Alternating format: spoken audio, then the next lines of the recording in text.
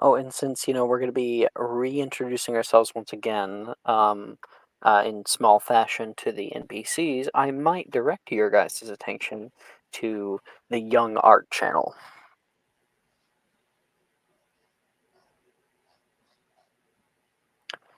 That'll help you to become acquainted to the NPCs. They are sorted by house.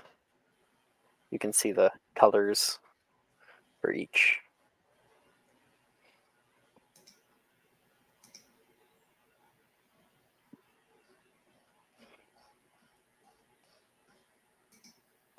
All right, let's get going.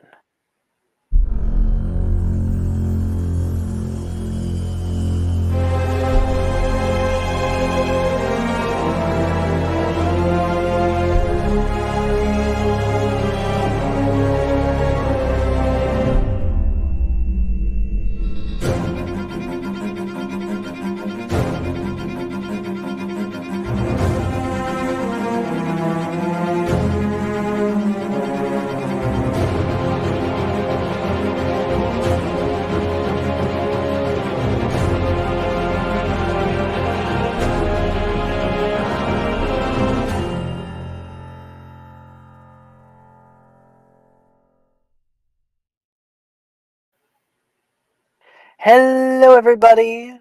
Have a proper welcome to Thursday Nights from Magic and Mysterium. We are here back for a proper session two, even though it's our third session together. That's kind of ends up how it's going. We'll probably split this session into two, depending. We might breeze through the entirety of first semester. That would be fun. We got a lot of fun stuff for you tonight, but as a little recap, last time on Thursday nights for Magic Mysterium, we had just become sorted into our newest houses. We had enjoyed a oh, goodbye boat ride out toward the castle and a train ride in, of course, and everybody was able to meet up with their newfound housemates and become acquainted. Many of whom actually we had kind of become acquainted with a little bit, which I, really surprised me when I was saying the names. I was like, "Oh, we met this person. Oh, we met this person." You guys covered a lot of ground. There are a lot of games where you only meet like the people who you start with, and then like maybe one or two people. You guys checked off a lot of boxes. Of course, we are down a few people tonight. Nick's work was crazy. Evie's not feeling well. Unfortunately, still missing first round of classes. There's always second round and third round, and we keep doing classes the whole way around. And then we had another call out, I think. So let's sit. Let's re-immerse ourselves into this space, all these crazy set of characters, and of course, Hogwarts Castle. The Great Hall at Hogwarts is alive with the hopeful chatter of first-year students. The tables filled with an enticing breakfast array, and the air scented with the sweet aroma of freshly made food. The tables are adorned with plates of eggs, bacon, and to everyone's delight, steaming waffles topped with whipped cream and berries. Golden morning light filters through the grand windows, casting a gentle glow over the faces of young witches and wizards eager to embark on the new magical journey.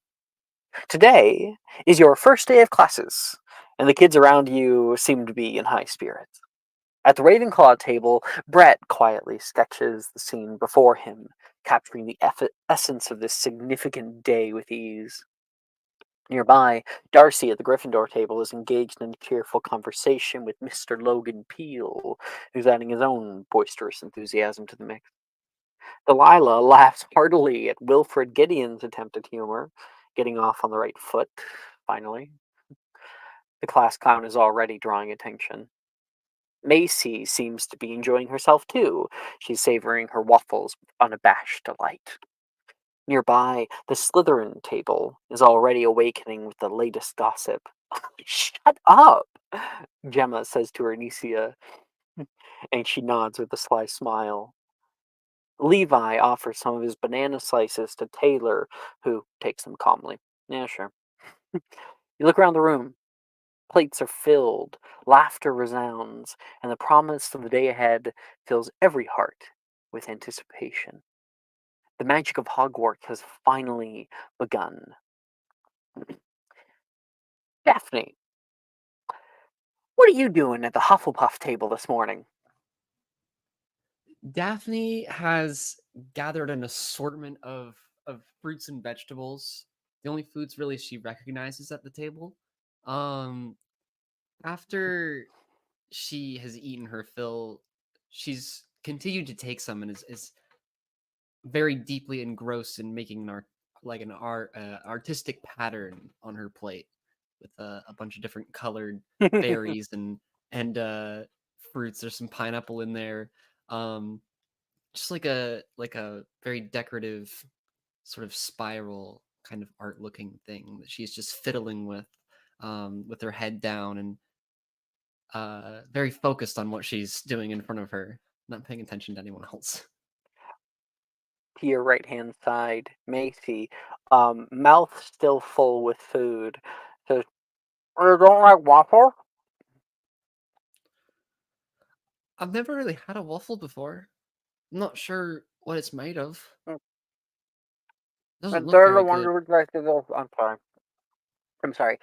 They're the ones with the like lattice pattern on them. No, you should try them.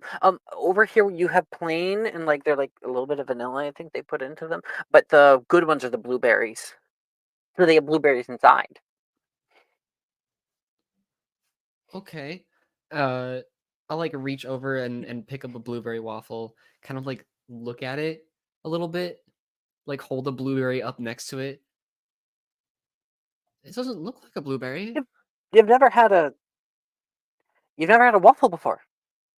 Juniper says from nearby as she's like cutting through sausage. No. Uh, my family and I grow most of our own food and eat them as they come from the earth. Well, that should be much of a problem then. It's mostly wheat, flour, water. Oh, don't forget syrup. Syrup comes from trees. Macy says. I was so surprised when I found that out. I thought it came from bees. But I was pretty little. Macy says with a little chuckle. I do quite like honey, but I've well, I guess it's worth a try. Like I'll hold it up to my mouth and like take a small bite out of one of the squares. No, no, no, no, no, no, wait, wait! Morgan What? is yelling out toward you. What They're happened? trying to poison you. What? Did you hear him? Be careful. You can't trust people around here. Well, I'm not trying to poison anybody, Macy says. And he looks over toward Wilfred and he Wilfred starts to laugh. Morgan starts to laugh. The look on your face. I'll like look over at like Macy, kind of confused. You're not trying to poison me, are you? No, it's good. Sure, oh God. She takes a big chunk of it in her mouth. I'll like get the rest of the way to the bite and like actually chew it. And it takes a second before. Oh my goodness, this is really good.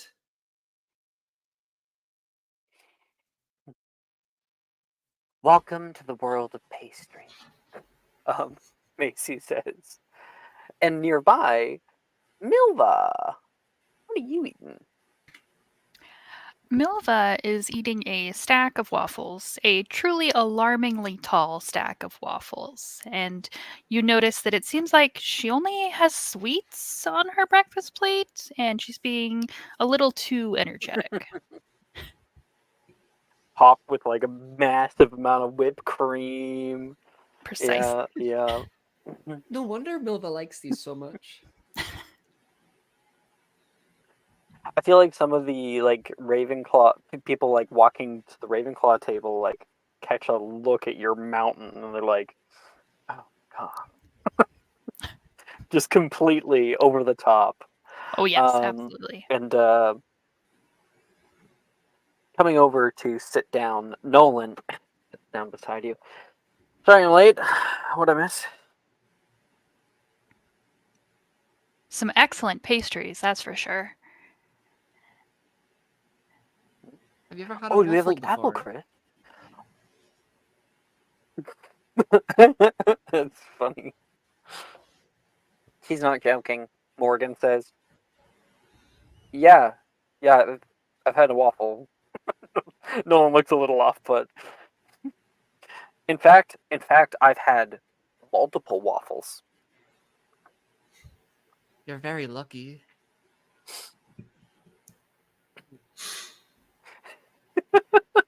I think Nolan's like, right, like starts to try to plate himself up. Ooh, um, Milva, is there any hash? Yes, I think there's a tray of it right in front of Daphne. It's Daphne, did you empty. pass? Oh, Dee Dee had there it all. was. Yeah, you look over and you Sorry, find like the I think plate with there's just some. little bits on it. It's all Oh, I missing just really parts. like that ah, stuff. Snooze, you lose, buddy. Wilfred yells back. Guess I didn't mean so. to. I'll leave some more for next time. I just figured the place is magic. Surely they can just make more. Doretta looks around. I've got you, Macy says, and gets up and like kicks to her feet, running, and leaves the hall. Huh, Where on earth is she going? that's I what think I'm she's gonna go wondering. make some more hash.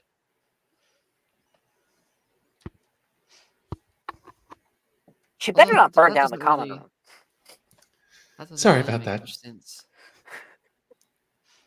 The Dee Dee is just like a similar amount of food, but she's already kind of made it through most of it. So it wasn't there for very long. And now she's just sort of picking off of the remnants waiting around, empty plates. Yeah, awkwardly having finished it. um, um, I think Nolan, like, that's all right, and he'll grab some other stuff and clean up for a little bit. You also missed Macy poisoning Daphne. I, What? I don't think I'm.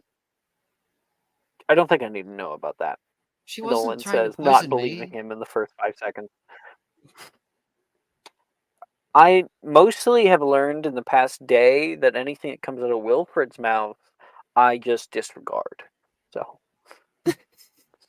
and Wilfred flicks some food over at him. Hey, that's dirty, he says back. Meanwhile, over at the Slytherin table, Jade. How do you handle mornings? Yeah, I think Shade was a little bit of a late riser. So he got up a little too late and hustles in after everyone else is already eating, trying to look inconspicuous, and takes a seat um, next to next to Levi. Yeah, Levi immediately looks up. Says, morning, he says with that tone. Yeah, I almost didn't wake up. Naira batted my face away this morning. I don't know how I slept through you guys getting up. You also slept through the morning bell, and that made me nearly jump out of my bed. You're You're like a rock. Yeah, my mom always said so. I feel like I could flip the mattress and you'd still be asleep on the floor. Shade laughs and spoons some eggs and a pancake or two onto his plate. First day of classes. What is everyone excited for? Gemma says. Flying class mostly, Ernesia says. That's a little weird. What are you talking about? Well, they only do it in first year. Not that big of a deal. Often, the best Quidditch players are able to show their proficiency early in flying class. It's taught by Madame Hooch. And who? She used to be like one of the biggest referees for the major league. Ernesia says, looking at Gemma like she's flabbergasted. Gemma says, "Oh, right, I knew that." Shade just kind I of rolls think his eyes immediately and keeps eating. Taylor perks up. I don't really care much when it comes to classes, I guess. Like, well, you've got to at least care about one of them or something you've always been interested in. I don't know. I guess charms. I'd really like to not have to do laundry. There's a we do we have a class that teaches us how to do laundry? Levi says, really confused. No, No, you learn lots of Gemma other says, stuff too. taking it back. Yeah, What did I you say, Shade? I said no. You learn lots of other stuff too in there, Levi.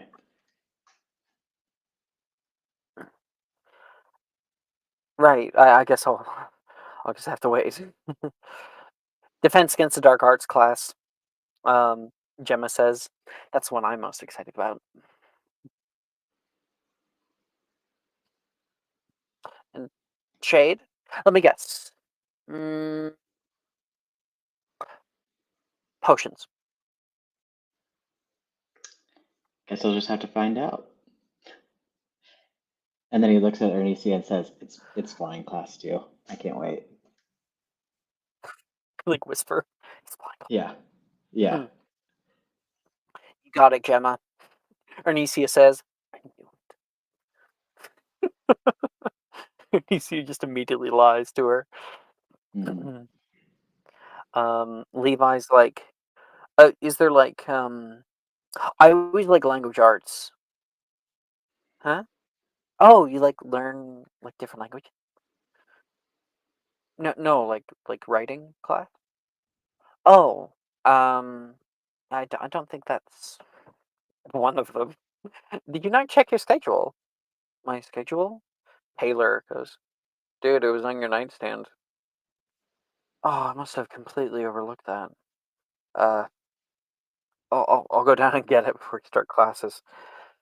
Well, good luck. You have 15 minutes. Oh, crap. Levi starts running back.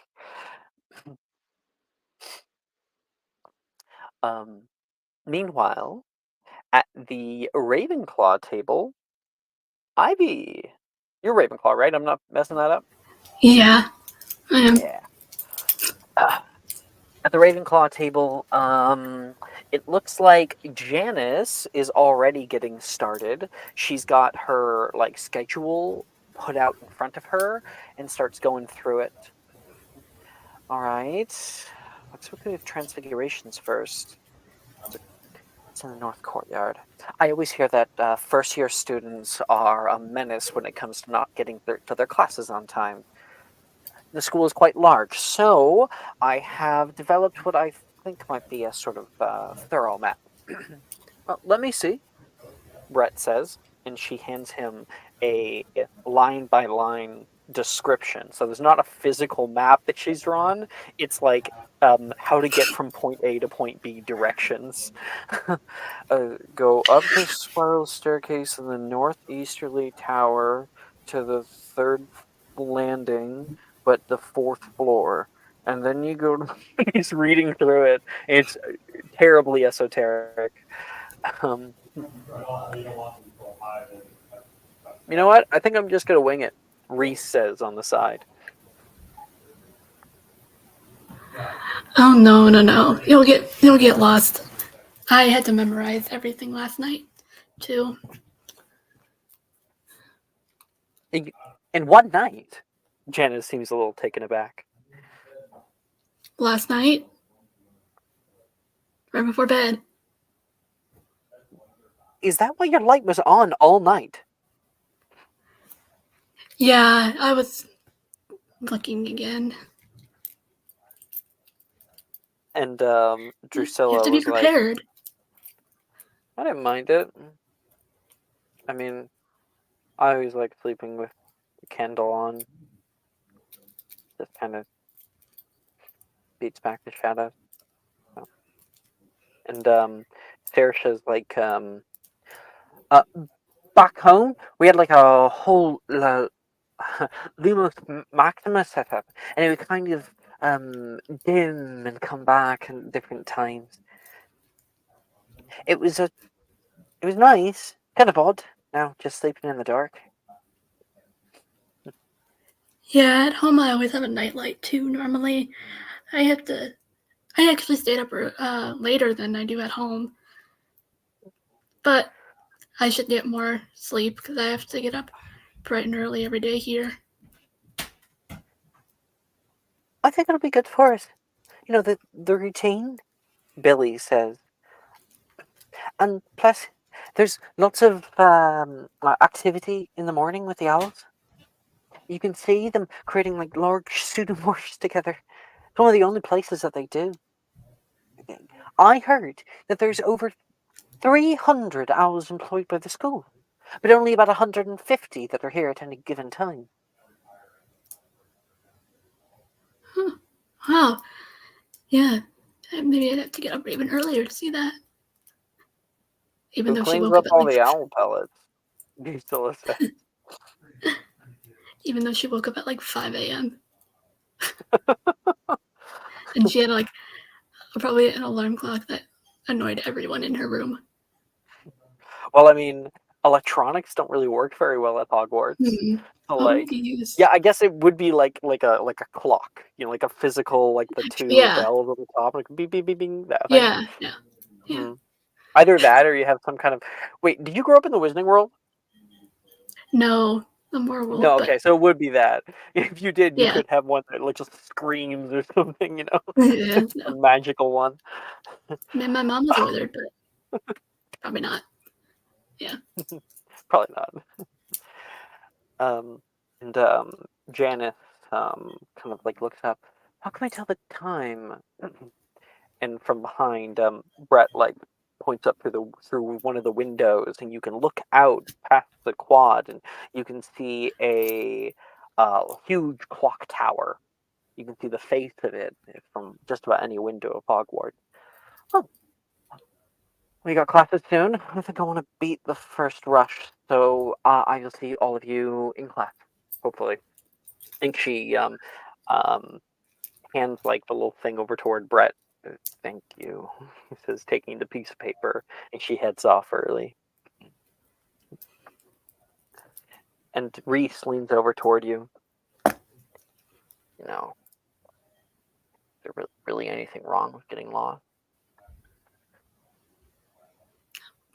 What do you mean? You should probably be on time. It's the first day, you know. But also think about it. This castle, pretty whole. Lots of extra places to explore. When we're in fourth year, they probably aren't going to accept the excuse that you just got lost. Where are you gonna go then? Do you not understand what being lost means? But you said we don't have to go. Where would we go instead? Anywhere. Everywhere. That is, if my sister doesn't come looking for me. Uh, What are you asking me to do? She gets like super nervous. Just an invitation. That's fine. Maybe I'll do it tomorrow. He gives you like a little wink.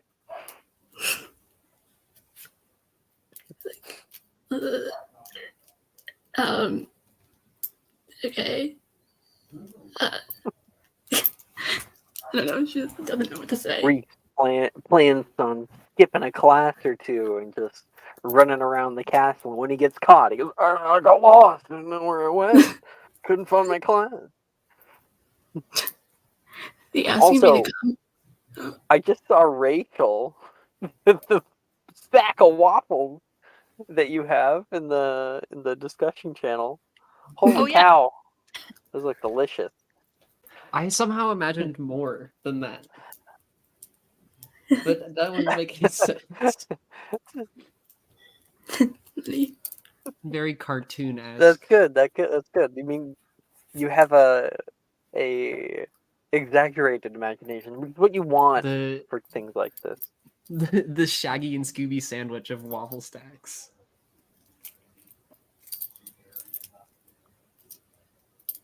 All right. That's when you can all hear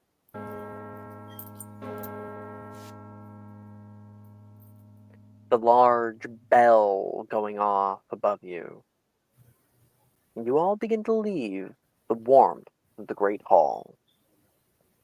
Last episode, did we go over the school and its layout? Did we? I don't I don't remember think doing so. that. No. No, we haven't done that yet? Okay. Give me a minute, everybody. We are going to go over the Hogwarts map, how to think about it, how to immerse yourself in the areas, because I'm going to be throwing out names of buildings and things like that. And if you have no idea what I'm talking about, it's not going to be as immersive. So, just gotta grab some stuff. Grab that one, and that one, and that one. And one more. So, I have actually made all 7 floors of Hogwarts. Okay? However, this was made prior to Hogwarts Legacy. So we're not actually using Hogwarts Legacy locations necessarily. So like, one of the biggest things in Hogwarts Legacy that is not present here, I guess 2 things. One, the greenhouse Arboreum, that's not here, because we go more off the movies, which is, like straight greenhouses. And then the like grand hall where you can like go into libraries and stuff like that, that is not here either, because we never see it in the movies. All right. So it's going to be a little different than maybe what you know about that, but it's definitely going to be immersive. All right. Get that full screen. Come on. There we go. This is probably what you imagine when you first see Hogwarts. Or when I say Hogwarts, you think about this. If it wants to pop up. There we go. This, of course, is Hogwarts School. And it's beautiful, and it's iconic, and its design and look. But when you look at that, you go, that's just a lot of like towers and buildings and windows, and I have no idea where anything is. So I have simplified it. Ta-da! Now this doesn't show all of the locations, but it shows a heck of a lot of them. So we're going to go over it. Over here on the left, of course, you've got the Great Hall. That's where you're going to be having your dinner and whatnot, and there's going to be like school assemblies in there. And then that connects to the Viaduct Courtyard. The Viaduct Courtyard, you might remember from the movies, because it is one of the big locations in the final movie where like they have like a bunch of fights and stuff, and it's also where Voldemort like dies. So that's the Viaduct Courtyard. It connects to this ginormous bridge. Now, this bridge, I think, is one of the most iconic parts of Hogwarts. It's big, long struts that go down to the crevice in between the north and south campuses. That's called the Viaduct Bridge because it connects to the Viaduct Courtyard. So we're going to focus on the southern campus on this side first. So the Great Hall connects to this big, thick tower that's Ravenclaw Tower. Okay, I call it a thick boy. It's chunky, and it's really really tall. It's one of the tallest towers in Hogwarts, and you can see this little bit. You might recognize those little towers as the headmaster's office. That's where it is. Um, and then that building connects to this southern building. It's kind of like a large square donut called the Quad. Some notable locations in the Quad that you might recognize from the movies is the Tapestry Corridor. Remember when like Harry's going through the hall with like the Lumos? Cut that light out. That area that's in the Quad. Also, like the second floor girls' bathroom with Moaning Myrtle, that's in the Quad. There's a southern courtyard in the middle of it. But some other more notable locations that aren't really shown in the movies is Gryffindor Tower. You can see it's the tower in the behind over there. Gryffindor Tower right there is interesting because in the movies, we see them like go into the moving staircases. The moving staircases are in the Ravenclaw Tower. So it makes no sense that something in the moving staircases enters into the Gryffindor Tower. They have their own place. That's where the Gryffindor common room is. Of course, we can see the hospital wing in the distance as well. That's connected to the Quad. And then far on the far side, connecting to the Quad, is the clock tower in the back of there, where those big bells go on. Okay, moving off toward the north area. So we saw the Viaduct Bridge and the Stone Bridge. There's a third bridge that we can't see over here. But the Stone Bridge connects diagonally the Quad to this building, we'll talk about in a second, and it goes on the third floor. This big fucking thing is called the Oxford Building, or rather, I call it the Oxford Building. There is no canonical name for the building, which is crazy because it's where all of the classes take place. So the main corridor is called the Oxford Corridor, so I like to call it the Oxford Building. I think it's very highbrow. So this is where a majority of your classes are going to be happening. It's where the library is, and where DADA happens, and the Divinations Tower, and all that. Surrounding the Oxford Building is, of course, the greenhouse area, where all the greenhouses are. And we can also see in this image the Astronomy Tower peeking up right there. And then in the distance, it's not actually marked, but that right there in the middle is the Owlry, where you can send off letters and whatnot. So yeah, that's a good view of when you look at what you think to be Hogwarts, what is actually there. We can make this a little more accessible by getting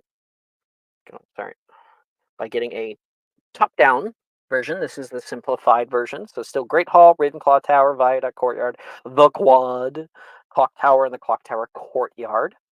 The Clock Tower Courtyard is where McGonagall is like, I'm sorry, I'm not, since I'm not a guardian, I can't sign for Harry to go to Hogsmeade. And that wobbly wooden bridge that connects the Clock Tower Courtyard.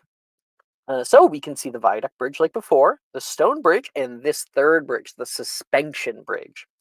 That connects into the other area we couldn't see, which was the North Courtyard area. This is a very a popular area to hang out. It is this in the North Courtyard specifically is the same place that Draco got turned into a ferret, and some people hang out in trees and whatnot. It's also the place where Dumbledore went kersplat onto the ground. It is technically also called the Transfiguration Courtyard sometimes. So do with that what you will. And then, of course, everything else would just be the outer grounds. There's that big crevasse in the middle down here. And we can even see in this bottom right corner the boathouse. There's just a crap ton of stairs that go down to it. All right. There's one more. This we're not going to go over everything here, but you can start to see the amount of detail. This is all of the places, a great hall, the marble staircase, the south courtyard, the toilets, and the corridors, and the hallways, and the just everything. There's so much. And if you guys want to look for yourself, there is all 7 floors of Hogwarts, um, and the dungeons that I have mapped out. They can be found in the Hogwarts reference channel. There's some really cool stuff there if you really want to immerse yourself in wherever everything is.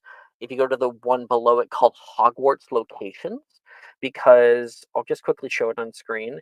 I have grabbed reference images from books, movies, other things that show what these areas look like. But this is the Viaduct Courtyard, you know. We got Great Hall, Viaduct Bridge, Ravenclaw Tower, what the quad looks like, of course. Where this is Gryffindor Tower. This one right there. That's really hard to get a picture of. Hospital Wing, Clock Tower, and in the Clock Tower Courtyard, you might recognize this, right? That weird like fountain in the middle. Suspension Bridge and the North Courtyard area, which we'll probably spend a lot of time. Um, it's the place with like the tree here and place to hang out, greenhouses and whatnot, and then individual classes, but they all look like Quidditch pitch. Yeah, and even a picture for Hogsmeade. See, yeah, you can see through that. I guess I also show this. So this is all 7 floors down here. Like this is the dungeons. I just basically had to make this up and try to make it logical. So everything is as close to canon I could possibly get.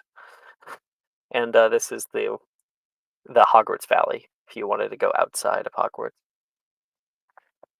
lots of places to explore. So, are there quickly any questions before we move on? I'll take that as a no. Alrighty then. Walk with me, if you will. Here. As you leave the warmth of the great hall, you step into the grand entrance, and the famous moving staircases await. They shift and turn, forming a bewildering yet fascinating maze, each step leading you further into the mysteries of the castle. The polished banisters, worn smooth by generations of students, guide your way as portraits lining the walls watch with interest. Beyond the staircases lies the halls of the quad, a place where history is blended upon the very architecture. Stone archways frame glimpses of the southern courtyard outside, verdant, clean, and inviting. The hallways stretch forth, lined with doors leading to unknown classrooms and nooks filled with mysteries to unfold. But our journey across campus continues across the suspension bridge over here. um, It seems to float above the expansive chasm below, each step resonating with a hollow echo. The wooden planks creak gently beneath your feet with the light, and the wind rustles through the stone below, bringing with it the scent of the western forest. Finally, you arrive in the north courtyard area, a hollow hall filled with the warmth of sunlight and the murmur of students sharing stories. The courtyard is framed by high stone walls, vines trailing gracefully, and open archways revealing tantalizing glimpses of an old fountain and a willow tree nearby. Students gather under its boughs at times. A door on the left hand side of the hall beckons, leading into the Transfiguration classroom. As you enter, the room greets you. Desks are neatly arranged in 2 by 2 sections, and they wait for you, for students. And the walls are adorned with intricate symbols and diagrams. One moment. Hmm. I'll get that later.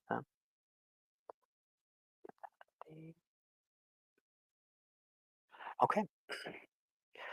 So you can see these rows of 2 by 2 wooden desks that stretch across the room, polished and worn by years of diligent study. At the front, the teacher's grand desk sits with less than neatly stacked papers. Groups of students gather, some perched on the desks, others standing in clusters, engaged in animated conversations. Their laughter and voices fill the room, mingling with the soft rustle of others taking seats and gathering books and supplies. When the chatter is cut through by the tapping of shoes upon the ground. Entering the room, the teacher arrives. All right, everyone, find your seats. Find your seats. My name is Professor Dildero, he says, writing his name on the blackboard and punctuates the I with a definitive cap. And in the back, Wilfred, like, something funny? He turns around. No? I'll be your transfiguration teacher for the foreseeable future, so I suggest that it would be best if we got off on the right foot. Yes? Professor Dildero. Funny name. Less than funny man. Professor Dildero presents an intriguing figure as he turns to the class. His appearance is a blend of scholarly elegance and possibly endearing disarray. He's clad in a dark purple overcoat. His apparel adds a touch of formality, and he layers it over a corduroy vest that looks somewhat worn. Not in this picture, but his tie, hastily done up, hangs slightly askew. His young face is framed by slightly messy brunette hair that seems perpetually tousled, as if he's just emerged from deep thought or a bad night of sleep. A 5 o'clock shadow graces his jaw, adding a rugged touch to his more scholarly demeanor. Dark bags under his hardened eyes speak of late nights spent in the pursuit of knowledge or something. Please open a beginner's guide of transfiguration to page 3. Ones we left on desk are to your side until the practical portion of class. Now, who can tell me what transfigurations is? Huh? Oh, come on. Someone has to know. It's where you turn stuff into other stuff? Oh, very good. However, in my classroom, we do raise our hands before speaking. He looks down. Do you do so? Milva slowly raises her hand. Miss Milva. He points toward you. And like the entire class, like looks at you like, damn, okay. This guy's strict. And so then a little bit quieter, she says, it's where you turn stuff into other stuff? He smiles. Better. 5 points to Hufflepuff. Yes, he says, the big amount of mirth. Transfigurations is an art that many can attempt, but very few actually end up mastering. It's also some of the trickier spell work to accomplish without side effects. So today we are going to have the opportunity to do just what Miss Milva. Yeah, he looks down at like the attendance sheet, double checking with you that that's your name. Do you nod at him or anything? No, I just kind of stare off into the distance a little bit, embarrassed. What Miss Milva said. Sorry. Got it. To change or add new properties to items at your disposal. Nearby, Janice and a few others start scribbling down what he just said into their notes. You all read from your textbooks about transfiguration spellwork and are directed to page 10, where depictions of wand work are illustrated. After a little bit, Professor Dildero says, if you check your desk, you should find some simple materials. And the room blooms with the sounds of people opening up their desks and looking inside, and little rustlings, and people pull out. You see within your desk shade 2 wooden blocks and a glass goblet. We'll follow the instructions on the page to cast our very first spell. The spell is pronounced epoximize. Say it with me. Epoximize. I saw it, Alan, but I didn't. You were muted. Very good. We'll use our 2 blocks and stick them together, like so. Dildero takes one of his blocks and rests it on top of the other. He takes his wand, epoximize. He taps it once, and the 2 look to fuse together like glue or like magnets. He takes the top block with 2 fingers and lifts it, lifting the lower one with it. There we are. If you are successful, you may choose to study and practice for the remainder of class. Good luck. And everyone must now attempt epoximize. So, our very first spell. I quickly have to, I think, get something going.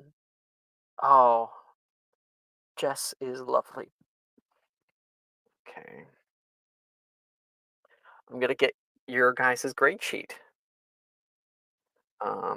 Daphne and Milva and Ivy. What the heck? What happened there? That's weird. Oh goodness, I'll have to fix that later. And 5 points to Hufflepuff. All right. So here's what everyone's going to do. You're going to go into the rolling channel and you're going to type flash attempt. And then in the text box, you're going to put epoximize. Now, the thing about this is that it's okay if you spell it wrong as long as you get the first 3 letters right.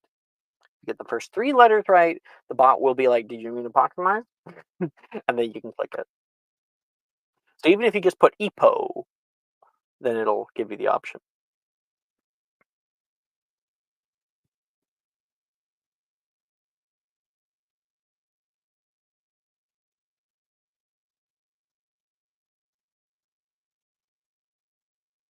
And then, yeah, you just gotta click that. Wonderful. Off to a great You only got 1 start. success. And the only success was a 10. I love it. Okay, let's see how we do. Dee Dee's very enamored. Yes. Shade, what'd you get? And the number is important because I do give grades. Okay, I got a 7. Yeah, I got a 7. Dee Dee? 10. Okay, okay. Daphne? 8. 8. All right. Milva? 7. Mm-hmm. Ivy? I got a 3. This is not boding well for how things are gonna go. So, Shade, Daphne, Milva, you guys try it for a while. Epoximize, and you can see one of the blocks like flies across the room. Whoa! Epoximize, and you can see one of the outsides begins to like sweat. That's weird. And epoximize, and you can see you just end up like tapping it. Nothing happens, and the top block just drops off the other one. Oh. I think A bunch of people are Daphne trying this out. Daphne is trying to use her stave like how the book says to use your wand. So she's just doing the complete wrong movement and getting no result. Because she forgot that she has the little booklet that shows you how you do things different with a stave. Absolutely. So she like she knocks the top block off her desk Bonk. while Oh, no. waving her stave. Oh no. And Dee Dee, you cast out Epoximize, and you see the top block fuse onto the bottom one. You did it. Oh, just barely you did it. Your professor is like kind of taking a lap around the area, and he stops at yours. He takes it, like puts a hand down and picks it up. Well, it's definitely fused on there. He breaks the two apart, but not very strongly. Good for a first attempt. And he hands the two back to you. Dee Dee goes through a wave of emotions with every sentence. And nearby, as he's doing this, Ivy, Yeah. he casts out epoxamize, and you guys watch as a large pillar of fire comes straight up from her two wooden blocks, just a straight, thin pillar of flame. Perio, Dildero casts out Perio toward you, and the flames are snuffed out. Not the first time, won't be the last. God, I wish it was the last. He's going to go over toward the textbook, and like where you're sitting there, you kind of like melt in front of him, and he takes one page and pulls it to the other side and taps 3 times on a little text box that's at the top left corner of the next page that has some information for you with conceptualization. He doesn't say anything, he just kind of grunts like, read your damn textbook. She looks at him and just kind of weakly smiles, like, and just laughs, like, sorry. And he does not smile back. I upset at the hot like teacher. I like that you immediately identify that. Yeah. Some of the late games, people refer to him about. People So is Professor refer Milne to now. Darius, is his first name, as Daddy Dildero. Yeah. So yeah. People constantly ask me when the Dildero DLC is coming out, and my response is never. Someone had to say it. It takes a brave soul to ask that kind of question.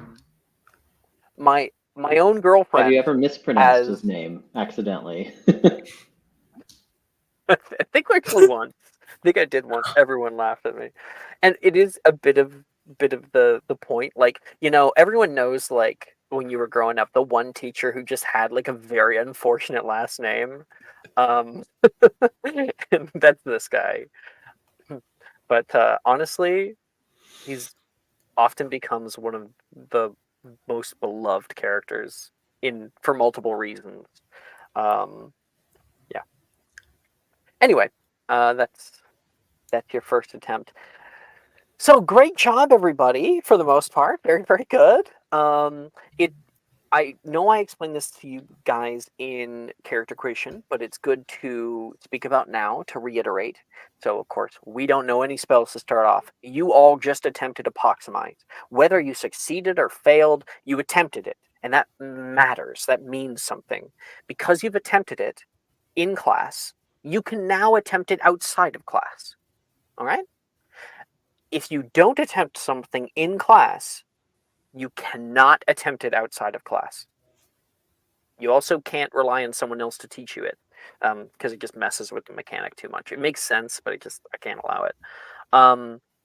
And so in order to, we make these attempts, we succeed or fail, in order to have a spell locked in, meaning you never have to roll to see if it actually happens or not anymore, you have to successfully cast it twice. You can either successfully cast it twice in class, or you can do one in class and then one outside of class, or fail it in class and successfully cast it twice outside of class, so on and so forth. If you were to go to your character sheet on the website, you can like refresh the page and you'll see epoxamize showing up in your spell list now. And it should have a little icon. Dee Dee's icon will be that like a little check mark or something for one success. And then everyone else will have like an X, meaning you tried and failed. Okay. So with that understood,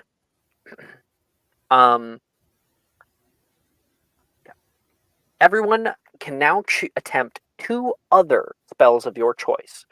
And this is going to be from a list. We can get that list in 2 places. Either one, you can get it from the website.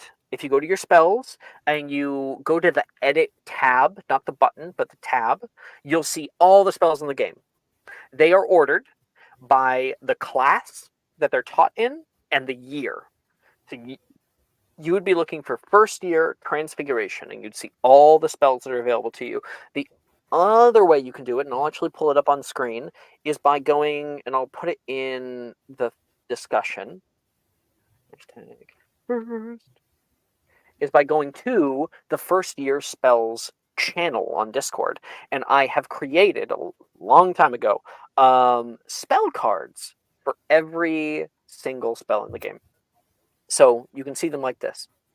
They are ordered by class. A lot of people get it wrong the first few sessions because, like, DADA teaches charm spells sometimes.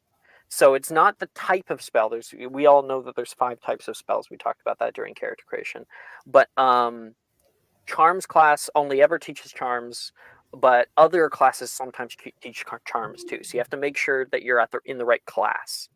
So that's charms up there. This is DADA, what's going to be taught there. If you go all the way down, you'll be able to see these green cards, and those are the Transfigurations ones.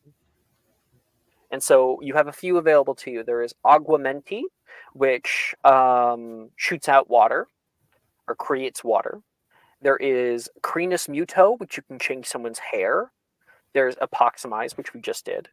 There's Veraverto, which is the universal transfiguration spell, turn one thing into another. And then Incendio, if you want to do something a little harder.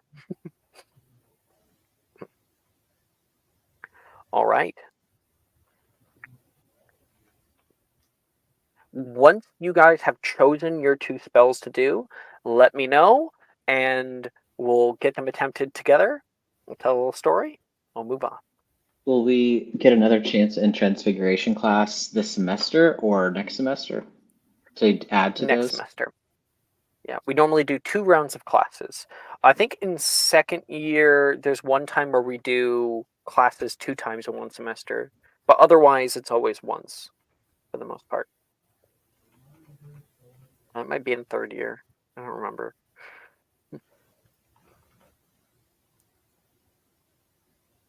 I'm ready to do my spells.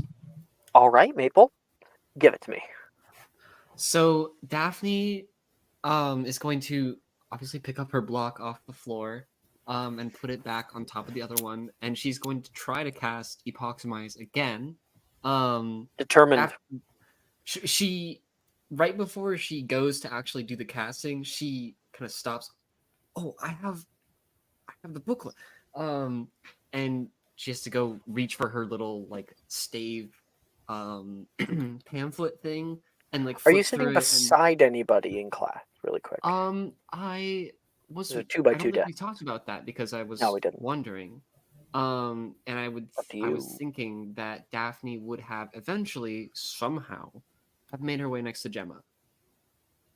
Sure, I love that. Yep, and like Gemma is currently reading through her thing, and there's a few times where like your stave like whoa, almost like hits her. You know, she has to dodge out of the way of it. You can be more careful with that. Oh, sorry. Like tuck it under one arm and try to like while it's pinned under one arm, start to flip through the little pamphlet and look for like whatever would help her with Epoximize. And eventually she gets around to it and is gonna go to cast it again with the right movements this time. And that Give it an is that's a second 8. For the same spell, Yeah. same roll. I have +5 to this, by the way. Yeah. Epoximize, but you are first year, and the moment you do that, you watch a thick green moss grow over the outside of the cube. Oh dear. Don't think that's supposed to happen. No, I wouldn't say so. Gemma says. Maybe it's just an odd quirk. You know. Maybe the block wants to do that. I'm sure. Yeah, the block has probably a family to get back to too. I don't know if blocks have families. But Nor do they have minds to think most of the time. Ververto, she's going to try. I'm gonna. Let's see how she does. Come on. That is. Wait, that's actually a success. Just barely. Epoximize. And you watch it turn into a small cricket. Oh, sorry, she didn't say epoximize. She says Veriperto. And the block forms into a tiny cricket. wait, my block or her block? Her block. Okay. Oh, that's fascinating. Is it like moving, or is it just like just? Yeah, it's moving like a real cricket does. Cool.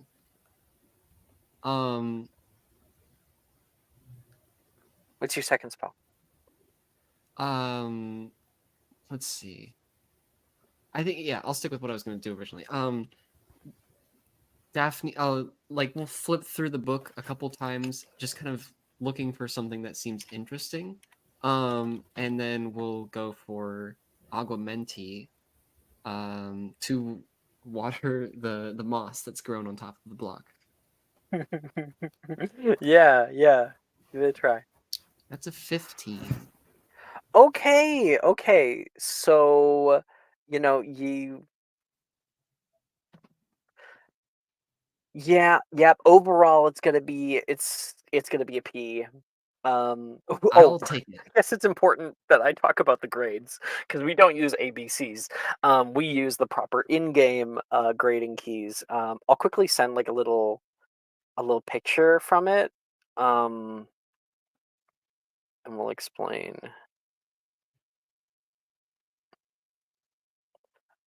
Sending in discussion now.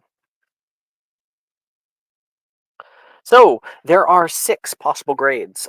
Starting from the top down, there are 3 successful ones, like 3 passing grades and 3 failing grades.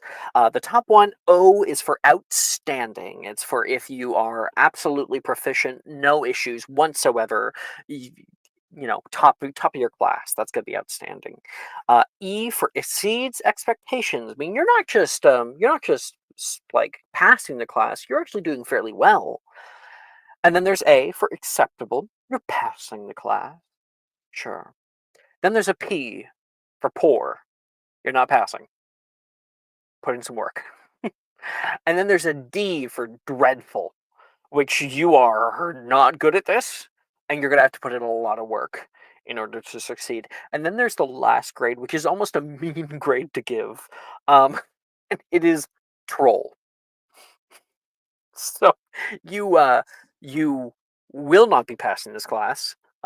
There's no way in hell, and you honestly should probably drop it if you can. I've seen it happen. I've seen troll. Did you in your short stint in your game? It was I can't remember who it was, but yes, it wasn't me. It was someone else. Yep. I've given out quite a few. Could we not graduate if we do really bad? No. Is that a possibility? It's kind of like so the grades themselves are more of an immersive thing. The grades really don't matter until you get to 5th year when you have owls, and then of course they matter 7th year for newts. Technically, it'd be very difficult not to graduate at all. Everyone's going to get at least one newt at the very end. But if you had a bunch of T's and stuff, you still move on to the next year. Yes. Okay. I had graduate in 7th year. I've only had one person be banned from a class. Just completely banned. You're not allowed to stop taking this class. You're not allowed back in. You remember which class it was? Magical creatures, and it was Hati of Hilder. She kept fighting all the magical creatures. And That makes Hagrid sense. was like, "You're not welcome here," which is a big thing to get from Hagrid. Yeah, Honestly, more it was really impressive than anything else. funny. Okay, so you get a P overall. I'll take it. Could be worse. But when you cast out Augmenti, there is like a mist. It's coming out the tip of your wand. Oh, or your stave. I All only right, any rainstorm. Oh, that is Daphne. He's all done.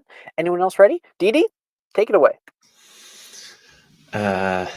What's the one with the V's? Veraverto, something like that. Veraverto. Yep. Yeah.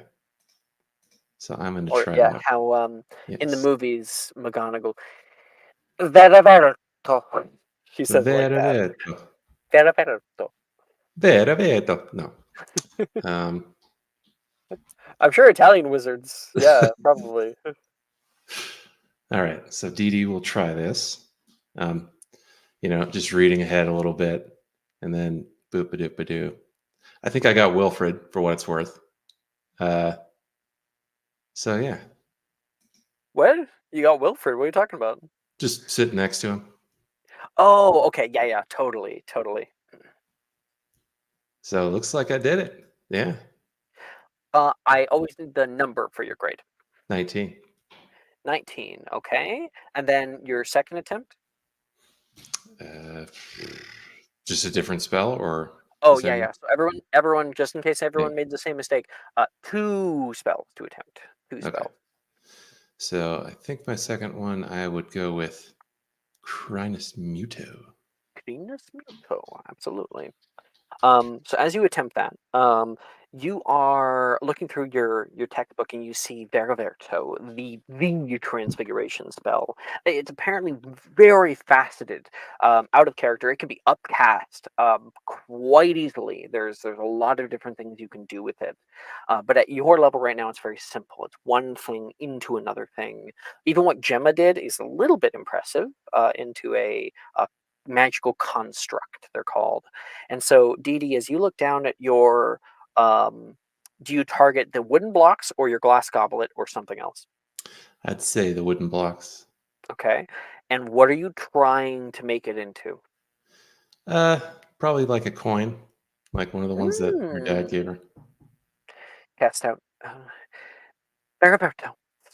And you can watch the wood warp change and thin and kind of compact down into a tiny nut. They are. This is nearly worthless, but very interesting.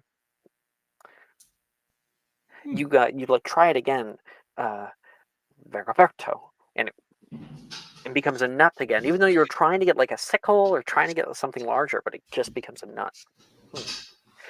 Not you don't yet know why, but you're proficient at that one. What did you get for the other one? I have not rolled yet, so here we go. 15. Ooh, rolling good. Okay, guess what, Dee Dee? You got an E. All right. You exceed expectations. Dildero is pleasantly surprised at your proficiency here, seeing as he is having to clean up multiple other messes, and your person next to you is certainly having a difficult time. Deriberto, he says, and you can hear a loud bang as the wooden block explodes from within, sending little pieces of wood shrapnel flying elsewhere and embedding themselves into the wall. Oh! Are you all right? Ow! What are you trying to do? Dildero nearby. Mr. Gideon, are you trying to are you trying to cause a ruckus? And Wilfred looks back. Not this time. Not this time. Dildro says back to him. Why don't you work with Miss? Sorry, what was your name? Dee Dee. Why don't you work with Miss Dee Dee? And Dee Dee, don't let him cast a spell until he's actually read the page. I think I can handle that. I can cast a spell without Maybe. reading a page. Wilfred's like a little miffed in the background, and he's like, "I got a babysitter now." Wilfred constantly causes more issues throughout his time in Transfiguration, and he is not able to get a single spell right. Poor Wilfred. That's Dee Dee. Who else is ready? I can go. All right, Shade.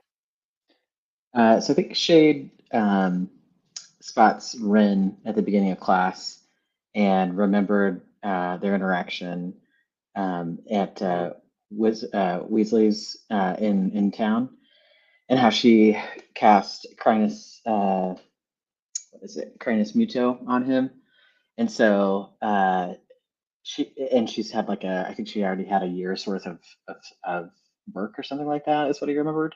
So he sits next to her because he knows that she knows what she's doing, and also she was nice to him. So she I think like you guys have been sitting there for a little while, but sitting there when the practicum class comes out, she grabs some of her stuff. And, oh, Shadow, she says, pointing at you. Sure. Is Shade, but I'll take Shadow. That's cool. Oh, I'm sorry. English second language, so sometimes I get things mixed up. Now, here's the thing. Cool. She doesn't sound like she has an accent, so yeah, she's you can understand her at least. Mm-hmm. Yeah, it's super close to Shade, and kind of means almost the same thing. So I have like makes a sense. goldfish brain sometimes when it comes to that stuff. Nice to see you again. Yeah, you too. How's it going? How's your first night? Hufflepuff, that's surprisingly comfortable. When I heard, we're gonna go and have a common room as boarding, I was thinking it's gotta be some like cheap stuff, but no, Hufflepuff's like top tier. And Shade, the Slytherin common room beds were nothing to scoff at. That they I mean your beds, maybe I'm saying that wrong. Your beds weren't anything special. So apparently the Hufflepuffs have even more comfort in their zone. That's one of the things that they prioritize. What do you gotta try first? Well, I remembered you gave me a pretty nice beard in Weasley's, so I thought I'd try that one. I almost forgot about that. You did it really well. So, yeah, he's going to try casting Carnus Muto. Give it a try. And he fails very terribly. He gets a -1. Wow. I would please like you to roll me 1d100. Okay. Uh-oh, I don't love this. So I do /roll and then 1d100. Okay. Oh, not a valid choice. It's not slash, it's exclamation point R. Oh, okay. Thank you.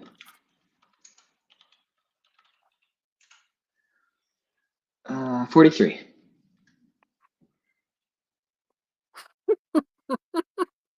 Uh-oh. Okay. You cast out. I think I got it. Crinus Muto, and you watch your desk disappear. Uh-oh. All of your books and things, and like the wood blocks, they all fall and clatter to the floor. What on earth is going on over there? You can hear Dildro from the other side of the classroom. Oh, sorry, that was me, Professor. My hand slipped. I really hope that desk comes back. He says. And like Shade, you have to pick up your stuff from the ground. Yeah. Where did you send it? I have no idea. I thought I was giving myself a beard again. Maybe it went to a barber shop. Cut somewhere at the school where Mr. Filch is currently going through the north courtyard, and he's like raking up some leaves, the first few leaves of the season, and then he looks up onto the roof of the north courtyard area, and there is a desk.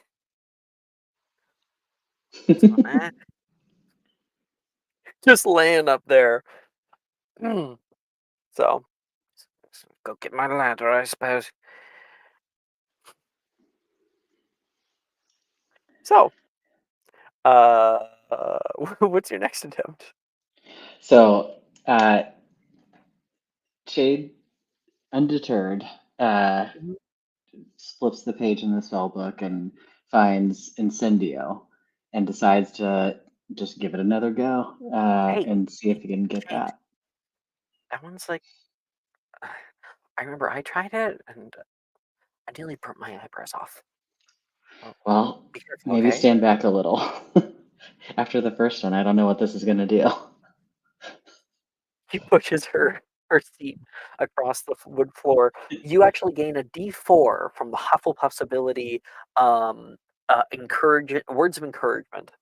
Nice. You can add a D4 to your rolls. Cool. Great. So Shade looks towards an empty corner of the room to try to mitigate any kind of extra attention on himself, and flourishes his reads the page better this time and pays more attention. Flourishes his wand and says "Incendio," and he gets a 15 Oh, so Rin like with the D4. Rin There's 13 hides. without. That actually makes a big difference, by the way, because that's the next tier of grade. So Cool. I take all of what you've rolled, like in account for what I end Mhm. up giving you at the end. It is a bit subjective. It's what I end up giving you. But sometimes we'll do like a high or low roll to see, kind of like a coin flip. Okay, okay.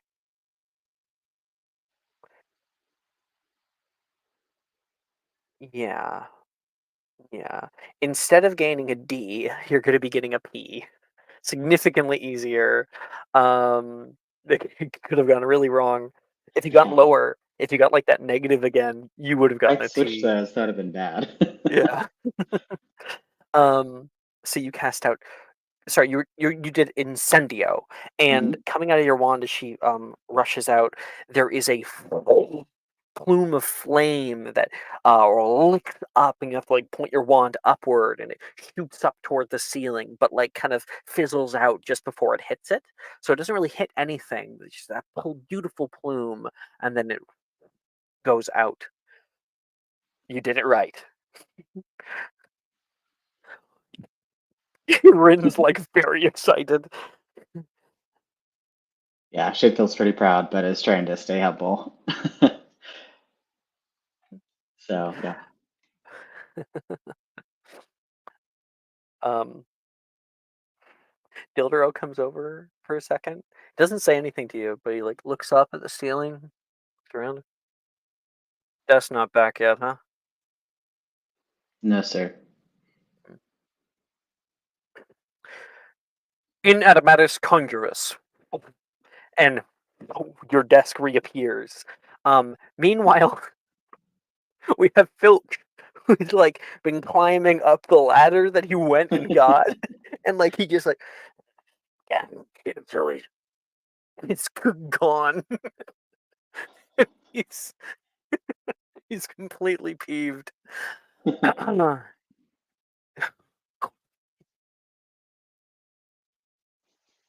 Oh, there we go. He gives like a little pat pat. Sometimes they come back on their own. And I think he like stops. Oh, he taps it once. Continuum, and there's like a little blue glow for a second, and he just puts his wand away and keeps walking around. Cool. If you'd like, you can make a history of magic check to know what he just did. Okay, I'll do that. Sure. Let's see, character sheet, history of magic, roll it. I got a 4. I have no idea what he did. No That idea. was super cool. All right, that's Shade. You're not completely lost in this class. What did I get? You got a What was P at it? the end, so it's very A P? easy just to bring it up Cool. to an A. We still got Milva and Ivy. Who wants to go first? I'll go. All right, Ivy. Okay. What are we trying? And who are you sitting by? Probably Stersha. I was thinking maybe I'll try Incendia. My mother uses it to scare off the gnomes in the garden. Yeah, I think I'll try that too. I mean, I kind of did it before, right? So, Yeah, kind of. Maybe you just have like a affinity for the elements. I've heard that there's elemental casters for transfiguration. maybe so. I think I'm going to Good try luck. something easier to start the and kind of like say exactly how good I am. Maybe that's a good idea. What's this word say? She says, pointing down at the page, and it says on it Aguamenti. Aguamenti. Aguamenti. You sure that's the right pronunciation? You are, of course. Yeah? I mean, Cool. Thanks. She's going to pull out her wand and start doing that. It's weird. I'll quickly roll for her. Yeah. Nope. Aguamenti! And the moment she points, the water comes out the wrong side of the wand. Shoots straight in her face, and she goes flying backward like a fire hose. On like her chair just falls back. Wait. Oh. We cut back a few moments later, drenched What in did she water. get? The number. She got a 6. You're starting to learn Saoirse is not the most proficient student. No. I don't know. Maybe I shouldn't talk yet. All right. I guess it's time for Incendio. Yeah, be careful. Miss O'Sullivan, can I talk to you up in the front, please? Dildro tries to defuse the situation. Of course. He stands up. You're alone there. I just like turn around and be like, ooh. Okay, what are you trying? Incendio? Yeah, I'll try and send you. Go ahead and make the attempt. So. Okay.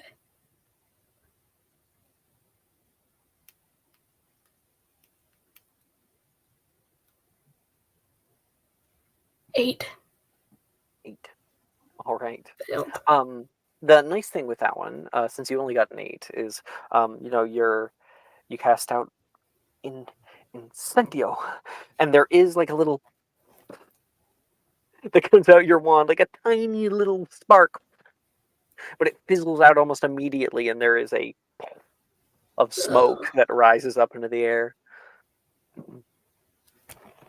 Hey, at least you're not burning anything down. There's some flame nearby, and you can see Wilfred's desk. They're like trying to put out a fire right now. Yeah. That was Morgan. I don't know if I said his name. Morgan said that to you. Yeah. Hi. Hello. Never mind. I don't know if you remember. We met in Malkin. He comes over. I think kind of like goes up for a fist bump across the aisle. Oh yeah, I think so. Is that the short one? She doesn't say that. I'm just saying. Okay. He's the Like, government boy. Yep. and she gives another fifth bump too. Back. And he says, like, some of the easier ones, they're by the front. He can show you a bunch of them. What's your next one that you try out? Oh, my music just ended. I gotta restart that. Here we go.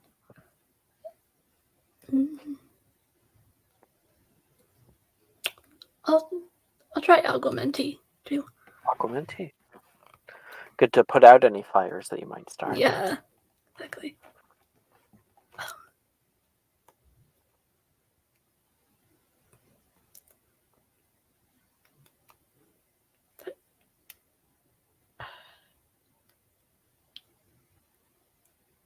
One. Natural one? Unnatural one. What's the difference? So you got a 3? Oh, right. If you don't know, so Sage, there is a thing in the game. There's 2 things. There's a critical success, which is if you get a 20 on the die, and you'll see your little roll turn gold, and you'll see it bolded the 20. There's also something called a critical fail, which is if you get a 1 on the die or a natural 1, and then unnatural 1 is if your total is 1, but you didn't roll a 1 on the die. That's a dirty one, people call, or there's also such thing as a dirty 20. I don't know. It says 5 minus 4, 1. Yeah, so the 5 is what you rolled on the die, and then it adds your modifier. So you got a dirty 1. So which one is that? So it's not a critical fail, but it's still bad. Go ahead and roll me a D100.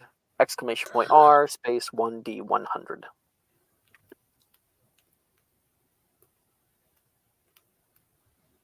That's for what happens. 57.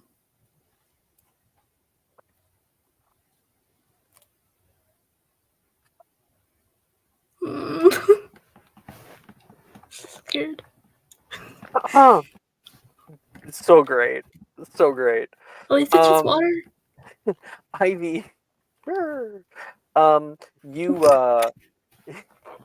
cast out Augmenti, and nothing happens. Saoirse comes back over. Hey, you got incendio yet? She sits back down. Yeah, I tried it first. It only worked, well, a little bit, but not really. And Ivy. Yes. You go to grab your quill in order to mark down some notes. And the moment you touch it, it also emulses into flame. That's so cool! How'd you do that? Saoirse is overtaken. Is my hand on fire? All the feather, becomes just char within moments. Is my hand on fire? Probably not then. Nope. Yeah, so I can touch it. I'm starting fires when I'm not. Except for when I want to. Make me a dexterity saving throw to just see if you accidentally touch anything else. Like with the fire? Mm-hmm. So it's a saving throw. So those are listed underneath of stats, I believe. So you want to find the one that says dexterity and then click on it. I'm in the rolling chat. Are you? Well, you can do it in the rolling chat too, but do you have the website up? No, I could, but I didn't. Okay, well, you can do it either at the character sheet, or you can do /R save.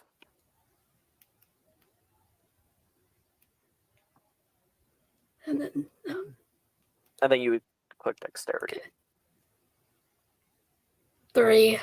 3, wonderful. So you're like, oh, I don't know how and you kind of turn to your left, and one of your hands is put back because you don't want to touch anything, and somebody walks past in the hallway.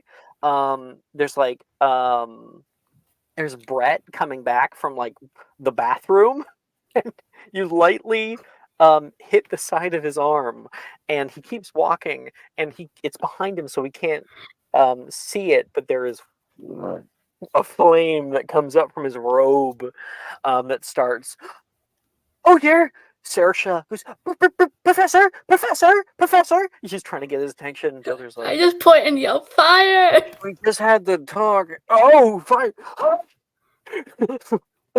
Brett screams and tries to like take off his robe as much as possible. Stop, drop, and roll. Everyone's yelling, "Stop, drop, and roll!" What was that? It's not a thing taught in wizarding culture. And Dildero is like, "Stop moving! Stop moving!" He's trying to get it off him. They're able to get the robe off, throw it on the ground, and rushing to their aid, Levi comes out with his wand, Aquamente, and there is a water that comes down like a fire hose onto it.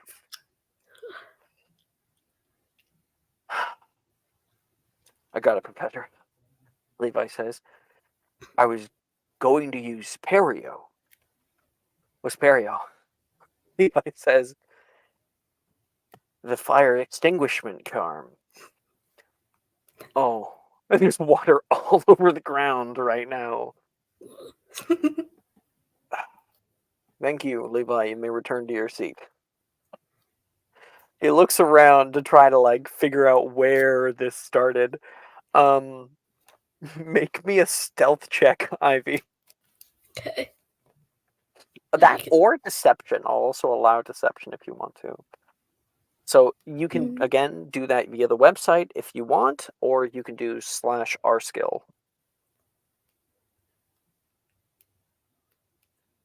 What or deception?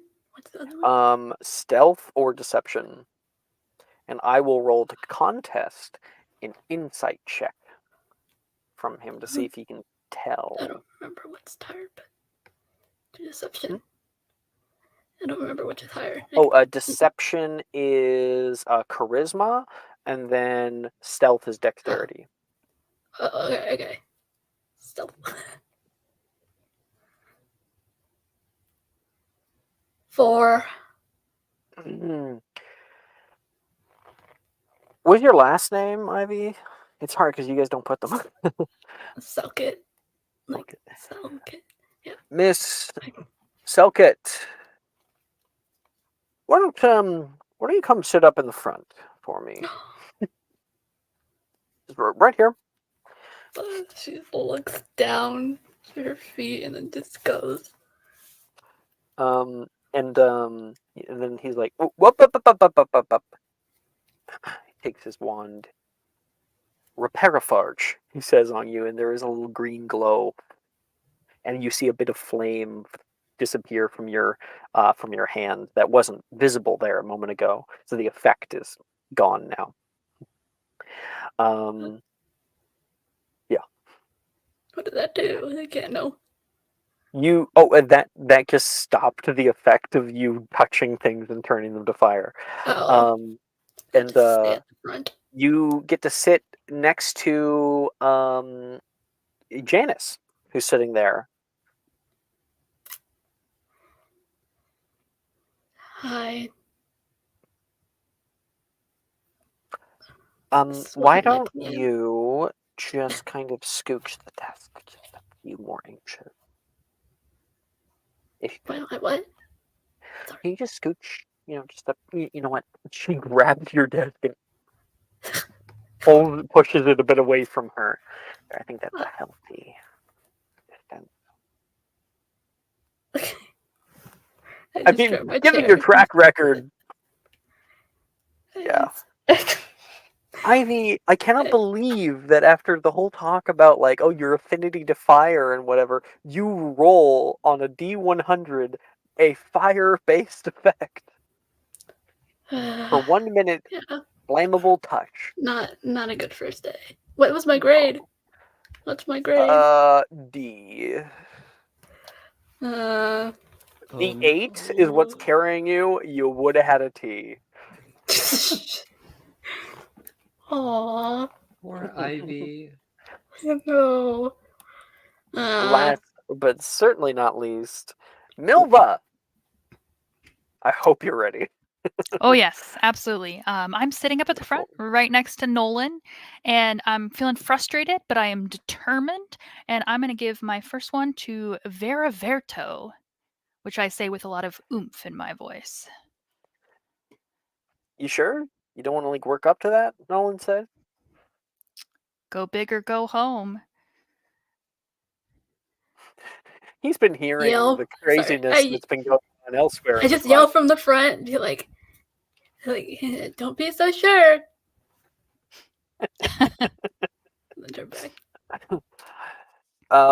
Yeah, maybe I'll just excuse myself just for a moment, because if suddenly, I don't know, you get apparated to Ireland or something, I don't want to be liable.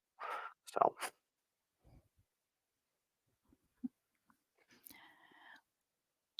Okay, so I did the attempt and I got a 14. yes, absolutely. So you're trying out Veriferto, right? Correct. All right. So were you targeting the blocks, the glass goblet, or something else? The glass goblet. And what do you attempt to make it into? A rook chess piece. All right. So Nolan leaves for a moment, and then he comes back. I think, like he just like reaches out and taps the top of your head. Still there. Any damage? He goes to grab his block, and you targeted. I'm going to say his block. So he goes, Goblet, but yes. oh, you see his goblet. Hmm. All right. I was going to try out Augmenti, so that he holds it there, feels it for a minute, and kind of turns toward you. Nicely done. Well, thank you. I just hope that I don't leave next time and you do that to my chair. That's fair. Here. Um, I've gone through my stave to wand to stave conversion sheet, and I think I got it. You ready to see the Augmenti attempt of a lifetime? Oh, yes.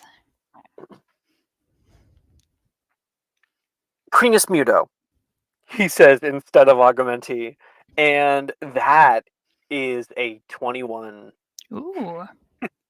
And he points it toward you, and you watch your hair become bone straight and like fall down toward the floor in like beautiful dark black locks, just like Rapunzel for a moment. Too much hair. Huh? Please Oh tell my me you're not bald. god. Nope, not bald, that's for sure.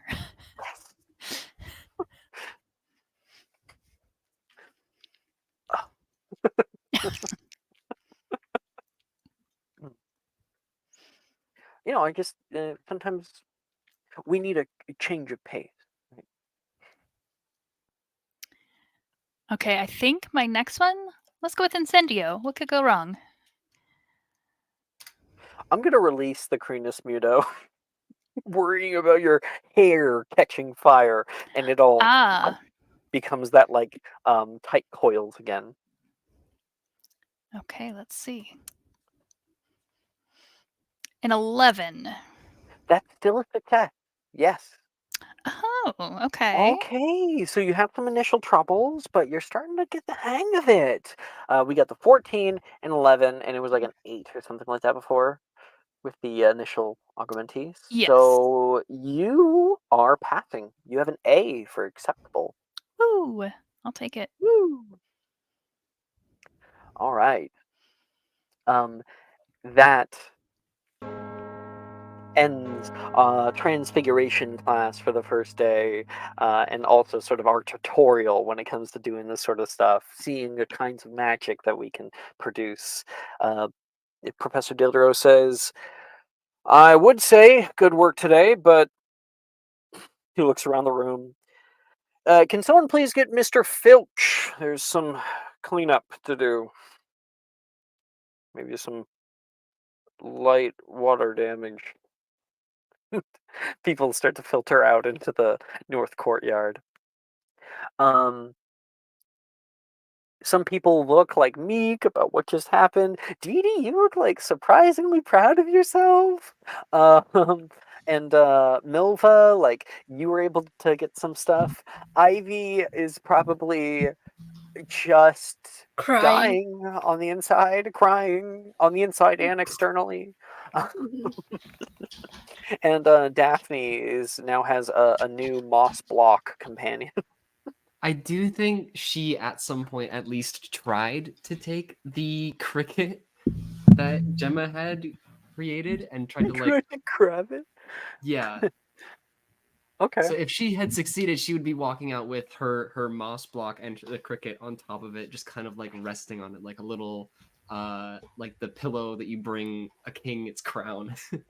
So you can see Daphne like, "Wee little guy, and then it turns back into the block and just falls off the top on. Oh. It only lasts for a minute, technically, according to the rules. So when you turn to a construct. Fair enough. I want us to take him home. Was there another class Inspiration, today? Maple. Inspiration. In fact, everybody did a wonderful job. Everyone has earned inspiration. Absolutely. Even me? Yay! Ivy, especially you. You kidding Oh, me? okay. Thank you. Yeah. Okay. In this game, failure is just another way to have fun. You know. Mhm. Yes. And I Sometimes you think can much learn more about someone. exactly, so much more. Mhm. Mhm. I think like it's getting cold in here. There we go. I think Ivy is probably very happy to find out that your next class is not a spellcasting class. You have Magical Theory class, which is only done in first year and only once. It's in the first floor north courtyard. It's actually across the hall from where you are, so it's just like a little boop right there. So up in there, you find your next class, Magical Theory. In Magical Theory class, you learn about the basis behind spellwork and the differences in casting styles across wizards. So, meaning willpower, technique, intellect, and vigor casters are all taught as canon terminologies to use regarding spellcasting. So you can kind of almost speak in a meta sense because it is an actual part of the Magical Theory. There's no rolls or grades for this class. You guys at that time would have headed back to the Great Hall for lunch, where you're served fish and chips for the lunch. So you can kind of imagine what you guys would have had, haddock and whatnot. And then later on, or after lunch, you guys have History of Magic class with Professor Binns on the 5th floor of the Oxford building.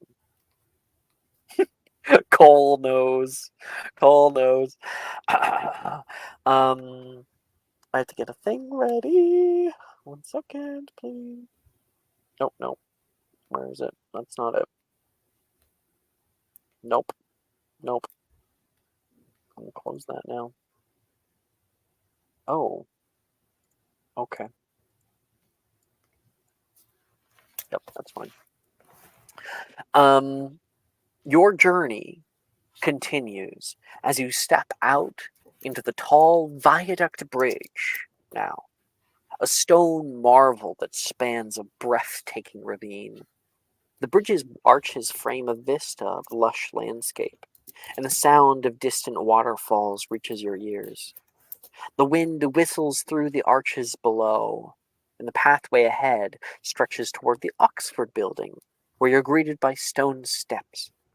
Ahead, the entrance to the large serpentine staircase lies. Now, out of character, you might recognize the serpentine staircase. It's like the same staircase in the movies. It's like big, circular. Like Neville and Harry like stop on it to talk for a minute. Or like Harry finds like a crystal ball that's like rolled off into the place and walks it back to the divination's tower. So that's like a major kind of hub that people use to go between the different floors. While there are other staircases, people normally use this one. So it coils upward like a sleeping serpent. And up top, you reach the 5th floor where the door to the History of Magic classroom lies open, revealing a spacious lecture hall. Long curved desks sweep across the room, each one paired with a comfortable seat. The desks flow the contour of the tiered floor, focusing attention down onto the lecturer's podium at the front. Shelves fill with ancient tomes and artifacts that line the walls, each one a little testament for the kinds of things you might be learning soon. And most notably, as you walk in, or Dee Dee, you can see your previous partner, Wilfred, is currently walking on top of the tallest desk, because like one long curved thing, and he's walking it like a tightrope. Wilfred, get down, you're gonna hurt yourself. Juniper's yelling at him. Oh, I got it. Look, You really should get down. one leg. Whoa! He like stops for a second.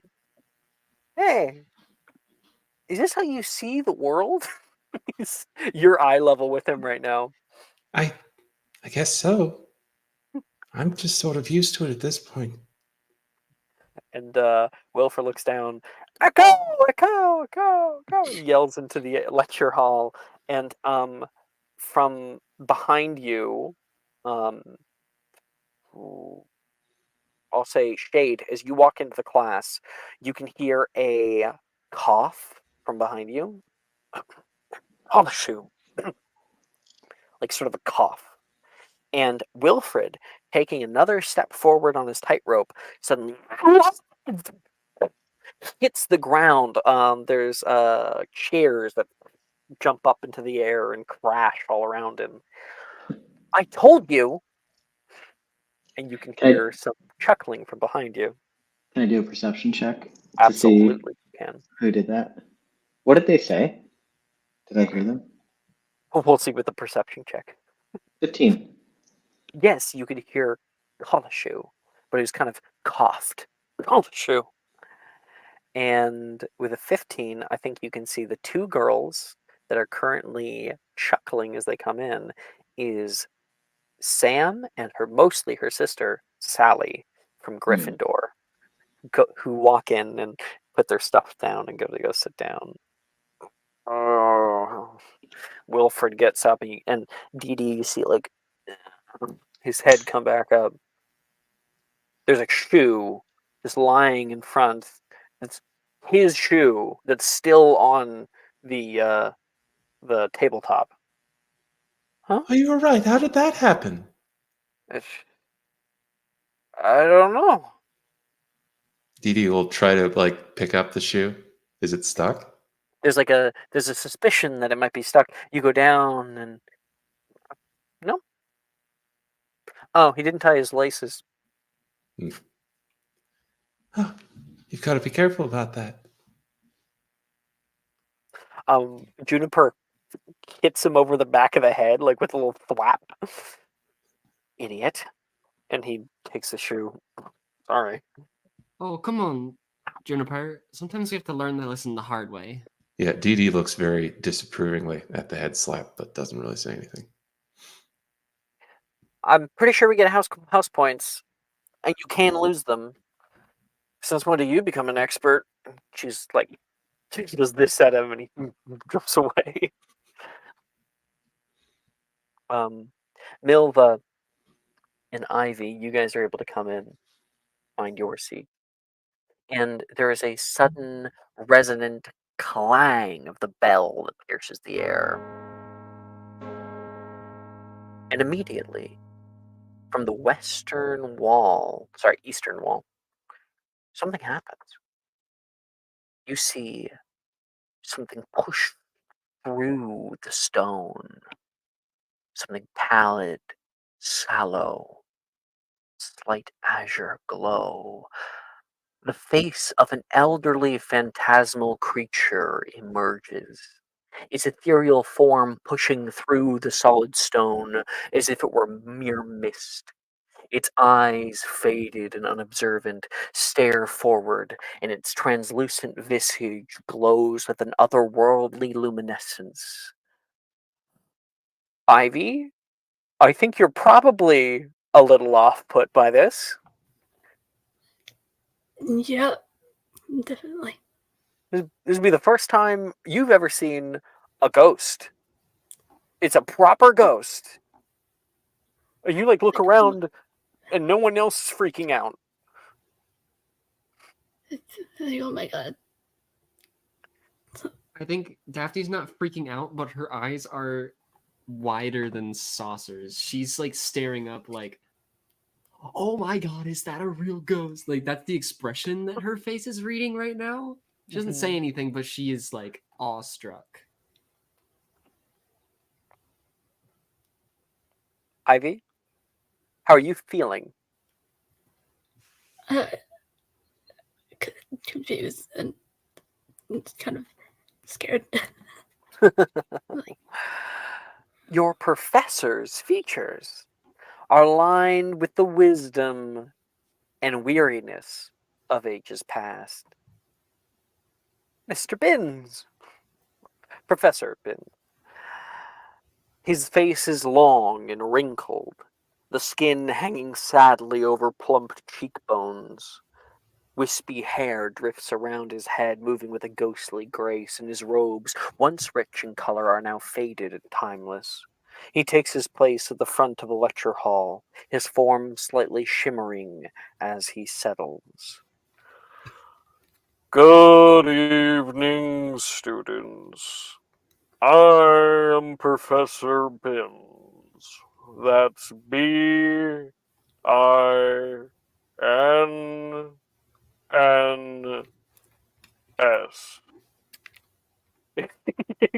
People are oh, looking at each other. Today is the first day of our exploration of the ancient histories of magic. Turn to page 16 of the History of Magic. In 1959, oh, he's already starting. Okay. People start trying to get out their shit. In 1959, Gaspar Shingleton was born on the 17th of June at 5:38 a.m. In his youth, Mr. Shingleton was... And I would like everyone, please, to make me a Constitution saving throw.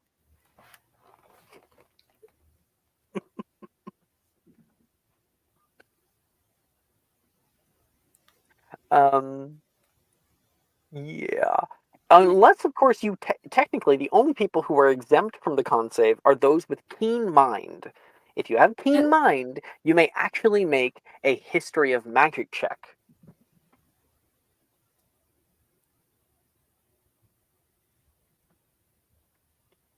Do I have that?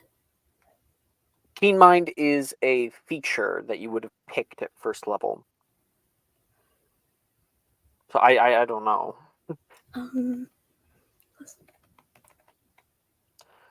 you remember your first level feat? Like when I was like, oh, you can be a part goblin if you want, I think I did do that, but I'll just do Constitution.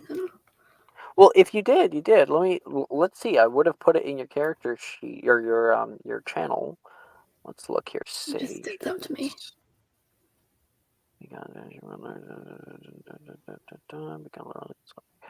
Yeah, I don't actually see it here. Okay then. What we picked. How do we do the saving throw thing? So it's a con save, so you can of course either go by the website with saving throw area, or you can do /r save, just like before when you did the deck save. It's just Constitution instead.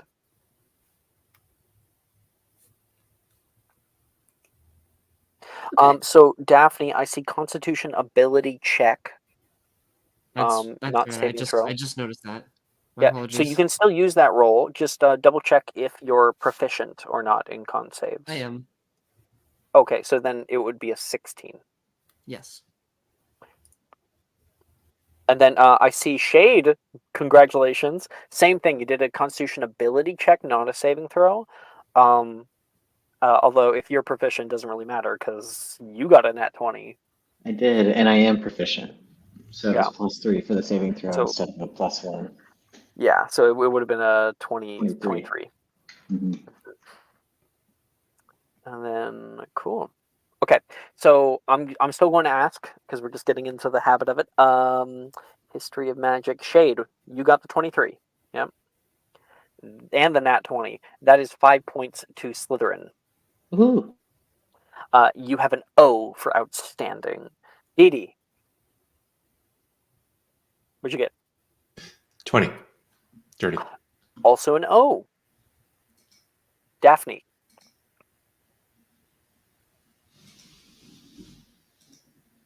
Maple, in here? 16. 16, thank you. There's an E. Milva. Dirty 20. Also an O. Ivy. 22. Oh my gosh, everybody stayed awake. And in fact, not only that, you can watch your other classmates begin to drop like flies. People begin to hit their desks down. People are like leaning on their things. Bam, they hit down, and one by one, so many people start to fall asleep.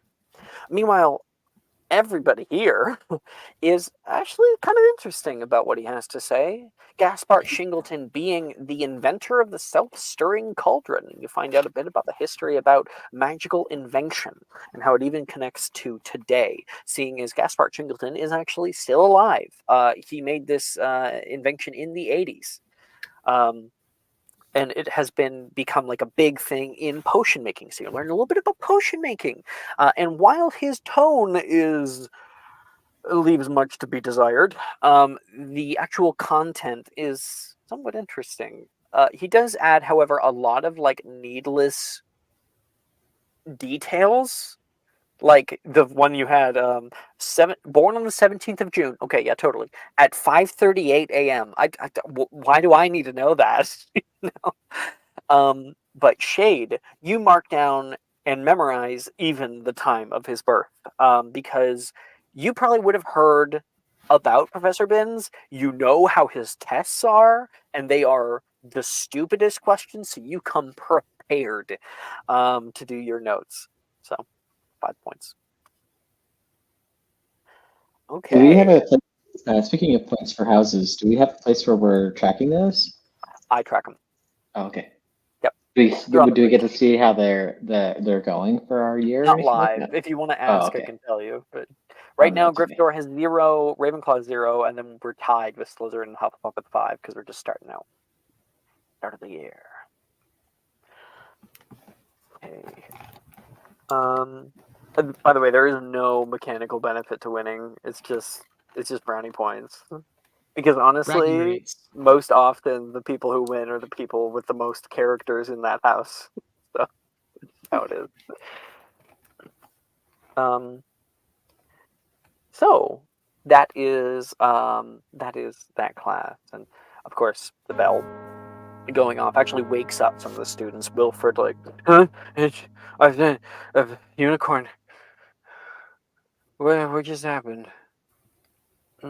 Rubs his eyes. Morgan grabbing his bag. You fell asleep, idiot. Morgan gets going. What? He's like so groggy, and people are already heading out. So that's just kind of the bookend to History of Magic class. Next, we have Muggle art. But before we head to that, we are at the 2-hour mark. So I think we're going to take our break. We'll be back in 10 minutes. All right? See you guys All right. then. Are you looking for that perfect gift for that tabletop role player in your life? For that podcaster? For that little sister that keeps going on and on about shiny math rocks? Well, look no further. OBP Musical has you covered. Original theme music for your characters, worlds, podcasts, and more.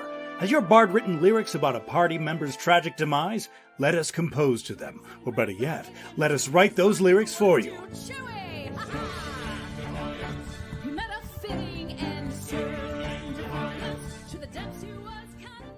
But the goodness, no, greatness, doesn't stop there. How would you like a cast member of Les Miserables, Disney, or Come From Away to sing your pieces? Oh, you bet you would. Fully orchestrated cinematic pieces. Pieces like this. Who'd rise to meet the call, who'd fiercely face the danger, be a hero to them all.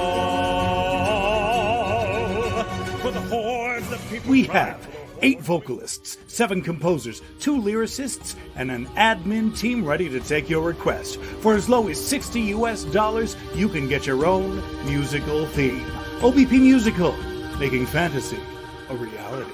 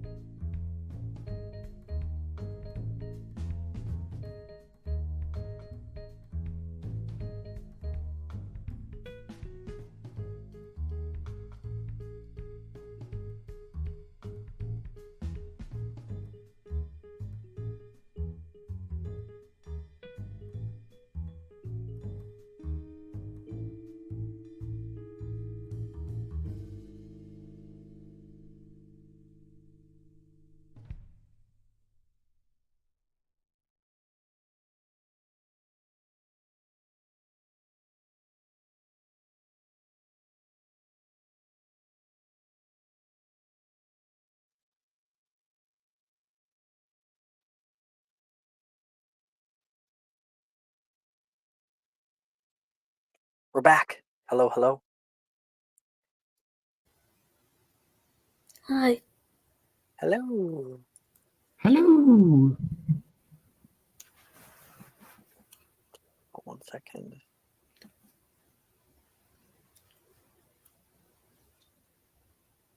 Okay.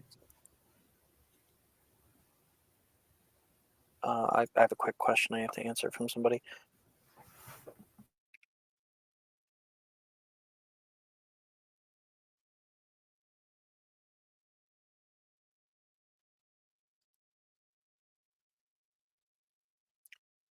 Okay. We're coming back. I just want to make sure everyone's here. So obviously I can see Alan. Who else spoke? Hello, hello. Everyone want to sound off? Hello. Shade's here. Hello. Wonderful, wonderful. We're okay. All right. Our next class, if you do look on the class, I sent you guys the class schedule, right? At the Yep. end of last episode? Okay, cool. So if you were to look on there, you would find our next class of the day is Muggle Art. Now, as you head out of History of Magic class, you see just across the hall, like down the hall, there's a little sign that says Art Class. Oh, easy. You just head over there and doors closed. Lights are off. Huh? Double check your whole thing. It says Muggle Art, North Courtyard. Different classroom altogether. Okay. You guys rush down the stairs. And as you head down that spiral staircase and across the courtyard, on the left, you step into a small curved room that hosts the Muggle Art class. Professor Bruce currently stands, and I'll show you her. She has her like kind of grayish silver hair that flows down her shoulders calmly. You can see her wear the same quiet and happy expression you saw during last night's sorting ceremony. Oh, everyone, please come and take a sketchbook and a piece of charcoal from the front, if you will. You will see a large pile of black leather-bound books in the center of the table. Afterward, you are to write your name inside. This will be your lifeline in this class, she says, tapping her own that looks quite used. And it is where we will pour our creativity and imagination. She puts it down. Now, as some of you may not know me, I suppose not any of you. For the Hufflepuffs, I am your head of house. I think, yeah. So you guys would have met me last night. I think you guys did. I hope I did that. Yep. But as for the rest of you, you may call me Professor Bruce. Now, while there is much more one can create and craft using magic, simple tools such as this piece of charcoal can be great starting places for new witches and wizards to wield their art outside of a wand. Many of the base Muggle understandings of practical art will aid you in creating higher quality artistry in the wizarding world. Now, today, we are going to try out portrait drawing.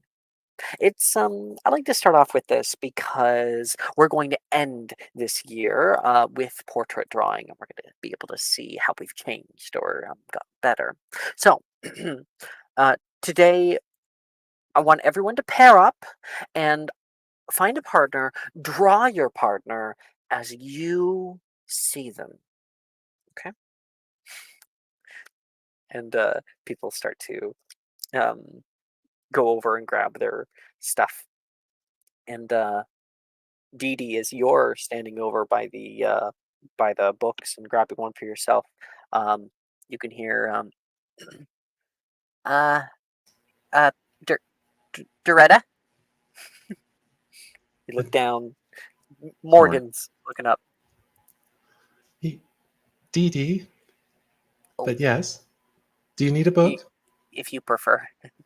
Yeah, I was hoping to kind of grab you before someone else did. Oh, sure. She has a And, slight smile at this. he like looks around. Professor, I'm not certain that you have any chairs really suitable for, well, either of us. Oh, just a second. She goes over toward like an area. Want somewhere over here? By the window, if you have. Ingorgio. Chair becomes larger, and she looks at this one.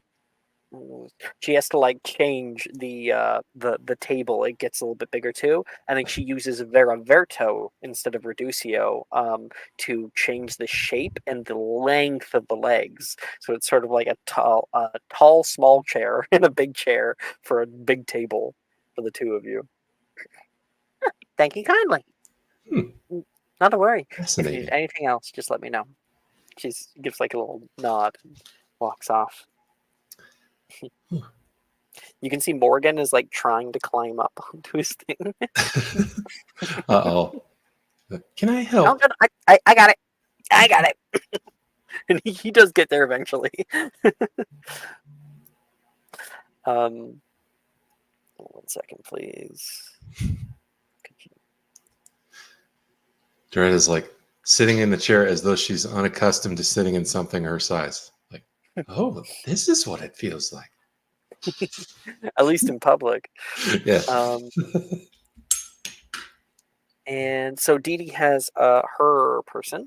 Everyone else, you guys are going to pair up with somebody. Now you have two options. You can either say out of character who you want to pair up with, and you can either go out of your way to go do that, or maybe they come to you, or you can roll me 1d23. You can also pick other player characters if you want. So, anybody have a preference? Can I be with Drusilla? Is that her name? Yeah, Drusilla? absolutely. I think like as you're going through some of your stuff, trying to find a good charcoal piece, a hand comes over and picks up one of the longer pieces that haven't broken off yet. Here, you turn and perfect piece.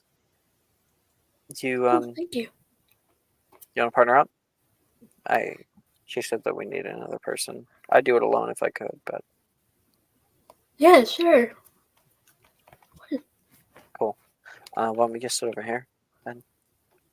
Yeah. Drusilla's sort of like a laid back, kind of calming personality. Even just her presence itself is laced with what probably would be first mistaken to be confidence.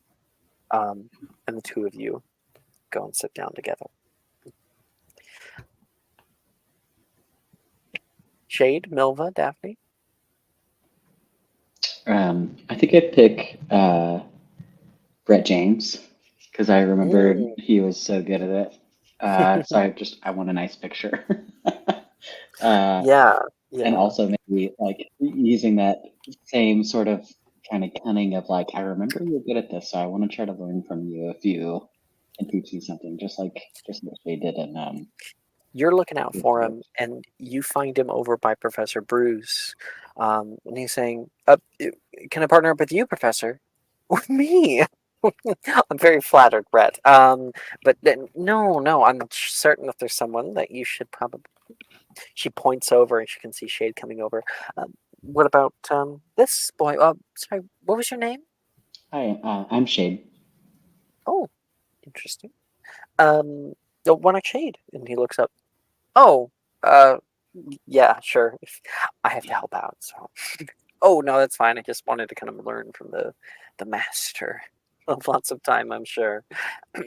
She kind of gives him like a little pat on the back of the shoulder and walks off to help other people. And Brett turns back. Sorry, I heard that she, when she was only 18, had a showcase down in Diagon Alley in the Carpet Market. Kind of wondering. Yeah, that's crazy. How someone gets that good. I get it. I mean, I'm trying to learn from you, so yeah. Oh, Oh, I thought you were just like wandering over here. You No. want to partner up with me? Yeah. I mean, you're a really great artist, right? Well, I don't know about good or great. There's still lots to learn. So Yeah, all the Ravenclaws were doing on over your sketchbook whenever you were sitting down at their table for the first time, I think, right? he kind of like scratches the back of his head nervously. Like, sure, I could maybe show you the ropes. It's all about form. You start off with simple shapes. I'll show you. Cool. So, Shade, And you guys are together. awesome. Good choice. So just waiting on Daphne and Milva. Since I'm assuming that Nolan is not in this class, I rolled a 13. He is in this class. Doesn't seem like a terribly accessible No. activity. Not this one, at least. It does not, in fact. Hogwarts is not manage? really expressly a very accessible school to begin with, so. Well, how about this? Actually, I will pair with Nolan, and I have a Mm. history of being a good artist, so perhaps I can make some sort of 3D painting for Nolan. Ooh. Are you an artisan background? Just like, are you an? No, you're an artist. You're not an artisan, right? That's like the Correct. subclass. Yeah, I'm not Okay, that. but you have like the artist background or something Yes. like that. Mhm. Yeah. Okay. We'll look into it. We'll just say that like you and Nolan, when the moment that like partners were put together, you guys immediately found each other. And he's like, "Oh, thank goodness you didn't leave me." He seems really nervous. Perfect. You guys are able to find like a little place, and you can see Professor Bruce walking by, having left Brett and Shade. Do you want to flag her down? I do. Yeah. So she sees you can see the eyebrows raise. She walks over, her hands kind of like gracefully in front of her waist, and she looks down. How can I help? You guys have your sketchbooks and everything? Yeah. I just di is there a note about me on the attendance sheet? What's your name? She looks down. Uh, Nolan? Right. Nolan. Oh, we haven't formally met. I only saw you briefly last night. We have a lot of students. I'm still learning everybody. Uh, I see. He looks down. So I get an A? Very funny. No. There's lots of things that you can still do. In fact, you can still try your hand at it at the very least. Working on a good understanding of depth is important, even for people in your predicament. Milva, do you bring anything up like what you want? I don't think so. As long as Nolan is satisfied with the accommodations, fine by me. I think Nolan looks nervous. I think he might look nervous with anything presented to him. But you do know, Milva, he won't be able to see yours. Whatever you make, he won't be able to see it. Right. I think I'll probably just roll with it. You know, first class, I'd be too nervous to argue with the teacher. Mhm, mhm. Do your best. I'm sure you'll do just fine. And Nolan goes, thank you.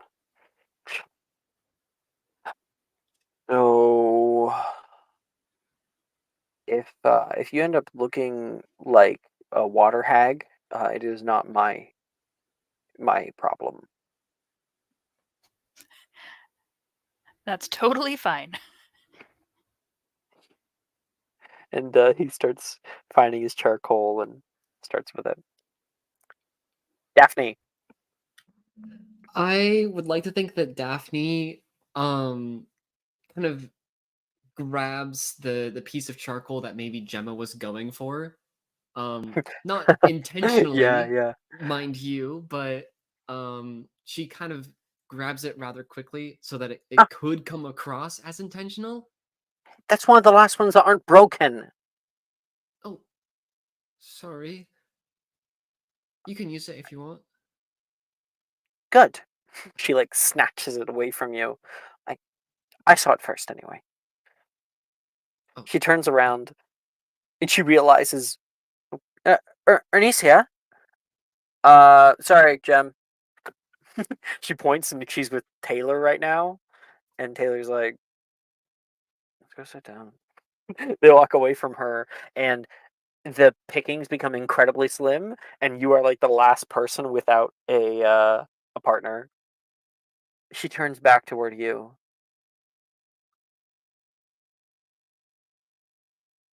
Would you like to partner up?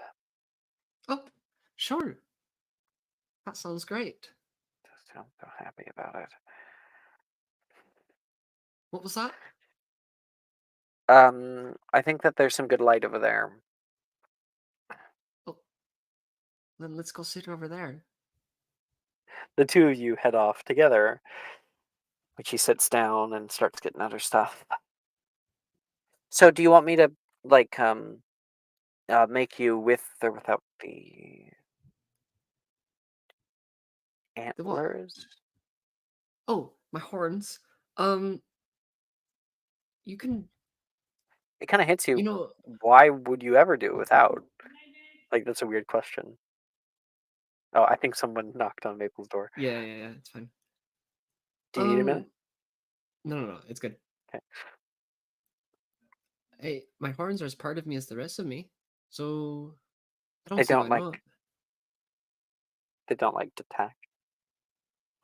No. Oh, right.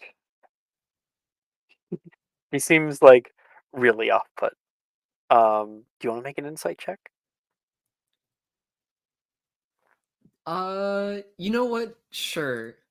Sure, I'll make an insight check. Mm-hmm. Oh, it's wisdom, not charisma, so that's perfect. Oh, that's a 21 on an insight check.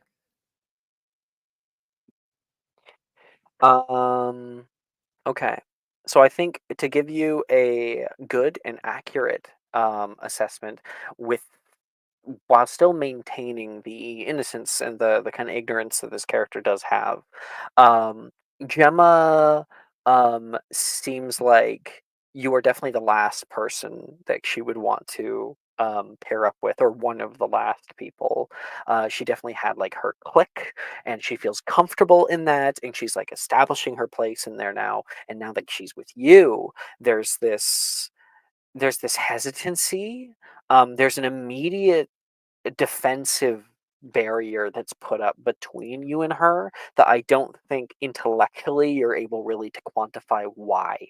Um, but she just seems sort of nervous, but she's moving off with it. And yeah, she seems uncomfortable, like almost scared.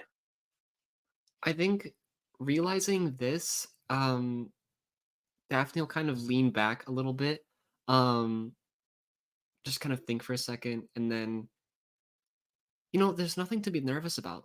Art is something that comes naturally. That's what my mother told me, anyways. I know how to do art, okay? I've been doing it since I was in diapers. Well, that's good then. Then you should give it a try. My horns, I mean. Yeah, of course. I'll draw you as I see you. Can Shade have overheard any of this at all and tried to cast? What's your passive perception? Okay. Passive perception is a 12. 12. I'll allow you to make a perception check to see if you can intervene in this kind of situation. Okay. Perception rolled. I got a 10. Unfortunately, Yeah. you might be able to kind of see Gemma's demeanor, but they're Mhm. staying too far away from you. You don't actually hear the conversation. I was hoping I could practice my transfiguration spell and give her a nasty beard for this Oh, I'm road certain there'll trip. be lots of chances in the future. um, all right. Um, okay. There's so much, and it's so interesting seeing you guys first interact with these characters. Um, because I will tell you as well, Gemma is another one of very beloved characters in Magic and Mysterium. Um, Yes. and so And I think I Miguel wanted knows about Daphne to that, but interact. yeah, I wanted Daphne to I'm really interact with happy you her picked her. specifically. Um, She's all fun right, to interact with for sure. everyone's got Definitely. your everyone's got your partners. What we're going to do is we're going to roll performance, and then we're going to go one by one and see how that turned out. So, we'll start group by group. So, Milva, you and Nolan are working hard together. Nolan says, uh, "May I yeah, I'll wash my hands." He comes right back after washing his hands. He comes back and says, "May I?" Um, Oh, sure. You can touch my it's a face. weird Absolutely. question to ask anybody. Sure, no problem. If it's cool, okay, cool. And he just kind of goes for it and kind of feels nose and jawline, um, and you can see he actually does close his eyes. He's trying to map it out for himself. Oh, there's okay, I think I got it. Got kind of big cheek.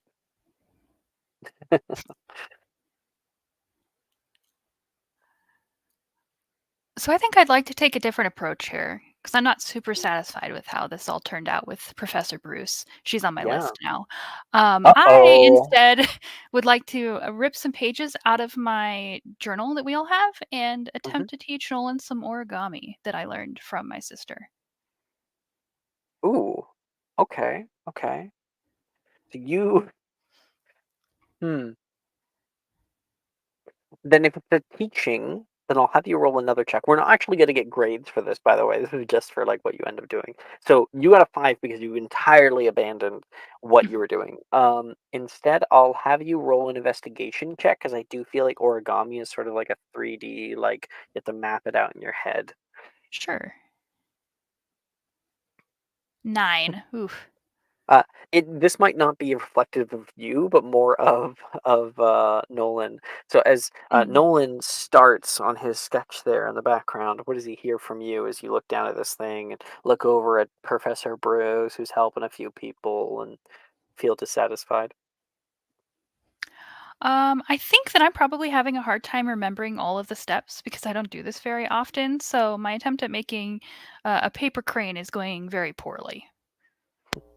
You finish off with this sort of limp paper crane on one side. Um, and you're done, but Nolan obviously doesn't know. He's working so hard, really trying his best, and we're about to see he has to do this at disadvantage.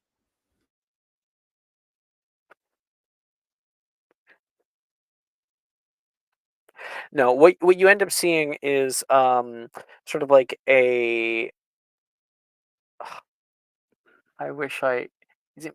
No, I'm gonna get it wrong. What's the he's like a French artist, and the faces are always like an eye up here and like a face down Picasso. here, like the lip.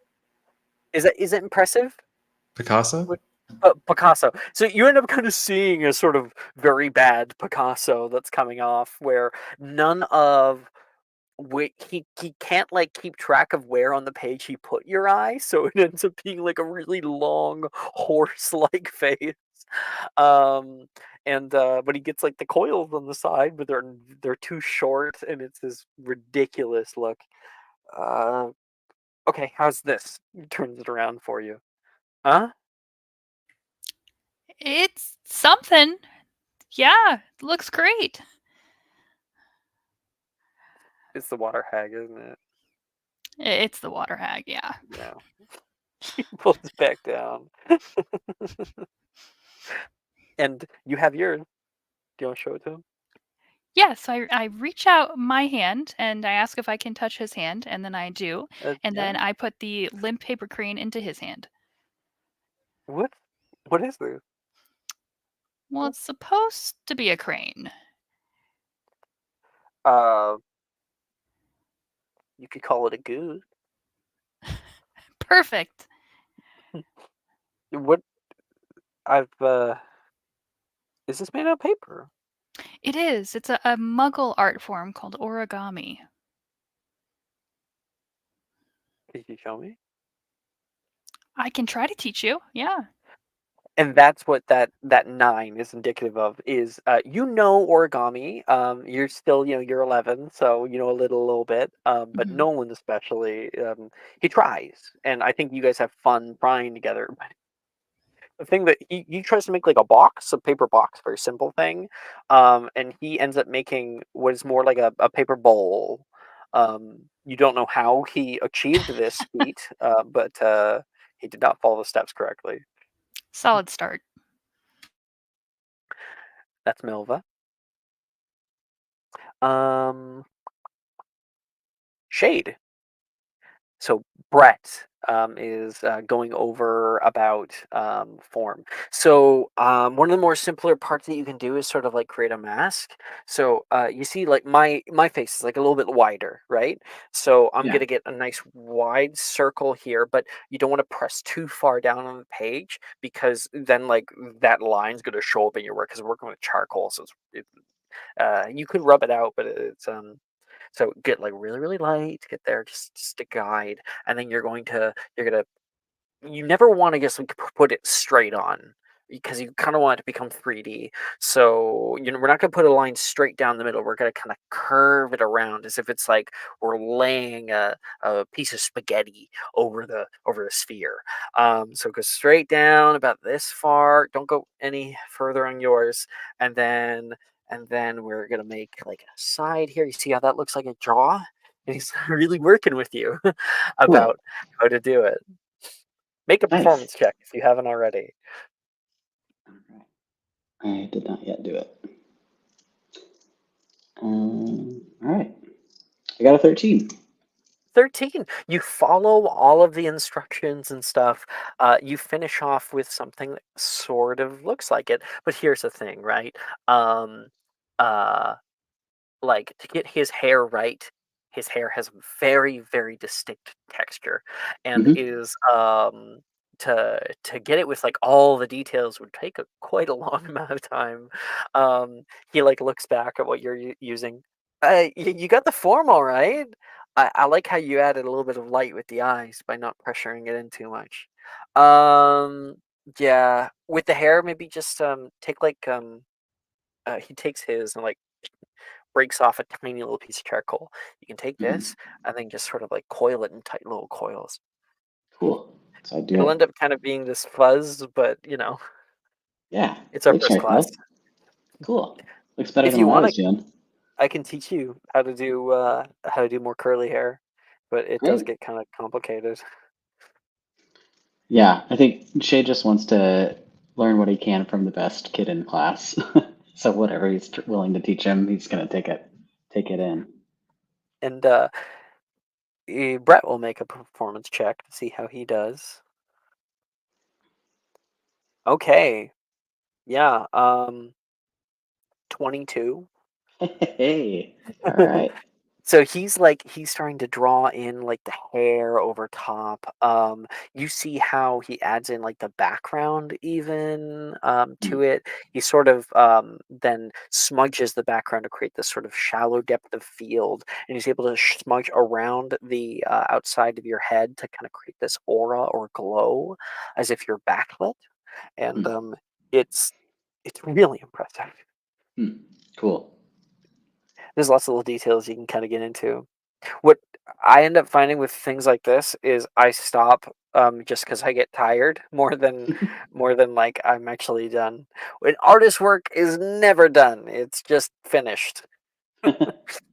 Yeah, you just have to call it at some point. Exactly. There was one time though that uh, actually I'm gonna change what he said.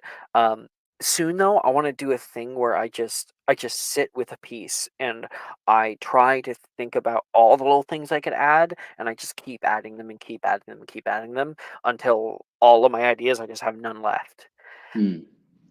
Cool. And What would you keep adding to this if you could? I know well, class is almost definitely over, like but more shading. I would get color, but it is a charcoal piece. And like I could put more definition to the background. I kind of I did the lazy bit on it, and you're like, lazy? You kidding yeah, me? You got me and my hair and like perfect eyes, perfect, very good proportions. Even like your collar and everything, and then like a whole background. He got lazy. Damn. yeah. I think I'll say like I don't think this looks very lazy at all. In fact, because you didn't like put as much into the background, it makes this pop out more.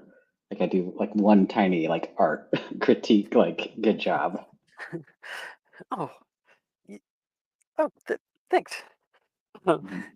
He seems like a little bit off put by the compliment, in a good way, and you can see him blush as shade. Dee Dee. Morgan is like, "Eh, all right, I gotta get this and get this. Hey, don't look. You're not allowed to see until I'm Oh, done. I'm sure you're doing great. Words of encouragement. Hey, fuck. All right. Let's see. Still bad. So, Yeah. so like I guess, um, with his modifier, it's actually not bad with the D4. So he got 4 on the die. He got a 3 on the D4, and then plus his modifier, he ends up getting a sorry, I have to make sure. A 12. Well, it's not terrible. Yeah. Yep. All right, let's see what I got. Yes, I was hoping it would be terrible. Wonderful. I got a 4. 4. I have a really funny idea for you. I'm gonna throw it to you in your hidden chat. Okay.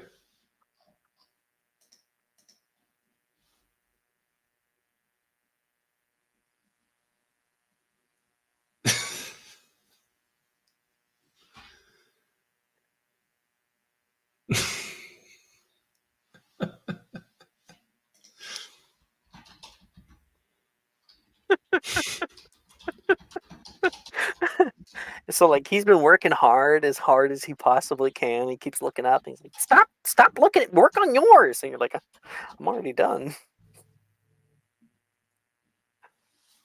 Oh, okay. You could definitely do that if you want. It's up to you. Yeah, both. I like that. Okay. Okay, cool. All right. So is Work he on your own. showing mine first, or who are we going with? Well, I want to be done first. Well, once I finished, I'll tell you, and then we'll 3, 2, 1. Okay. Okay, 1 minute. You're so impatient. I'm waiting. She seems Um, slightly offended. he was being sarcastic. He was I being know. over the top. Well, her wisdom's low. After a minute, he goes, "Mm, there, done." Okay. So what does it look like? On 3, Oh, right. Yeah. 1, 2, 3, and he pulls his around, and what you can see on his side is uh you can see, and don't take this the wrong way when I first say it. You can see the hem of a skirt and just the side of a leg. Loving it. So it's like, ha as you see them. I'm joking. And he pulls it around, and he's got the very, very simplistic drawing, but it's of you and him, and it's a little bit more like maybe like an 8-year-old's drawing, like something probably more akin to his proper age. And you can see like he's all small and you're all big, and it's like labeled with names DD, and you can see you've got like these like squeaky clean muscles. It is of course a joke. But it's nice to see that he thinks that you're strong, at least. And you're like holding something. You're not really sure what, and then you notice it's a stack of waffles from this morning. Love it. Yeah. And or no, I'll change it. A The stack pile of of hash. hash. Yeah. Pile of hash. Yeah. Huh? Huh? Waffles with milk. Yeah. So that's what you see, and I think the moment that you turn yours around, he goes. He looks offended in the best way possible. But I put you in your blazer. You wanted to be in a blazer, right? That's what you said at the shop. Oh wait, are you showing the blazer one first? Well, is it two different drawings? I thought it would be the same It would be drawing. 2 different drawings, right? Oh, okay. 'Cause the first, yeah, All you right. have one on one page. Sure. So I'd show him the first one, which is just like him as a tiny little speck, and it's like On the an itty page. bitty thing, and it's like a stick figure almost. It's like this one. I wasn't quite sure what I was doing with my pencil. Mm-hmm. Yeah. Yeah. You're a smartass. I can already tell. She giggles a bit. You turn the page. Yeah. And this one, And well, you said you look good in a jacket. I tried. This one is also like a stick figure of him slightly bigger, but then it's like just the blazer and like hey, you got the collar and the tie. I should add that on mine. He looks at his own. It's not nearly as detailed. well, I I was like it. mostly concerned with the blazer. Can I have it? Can I have yours? Deal. I And trade it enthusiastically. I'm sure that image of you will change for the better as he gets to know you. Housemates.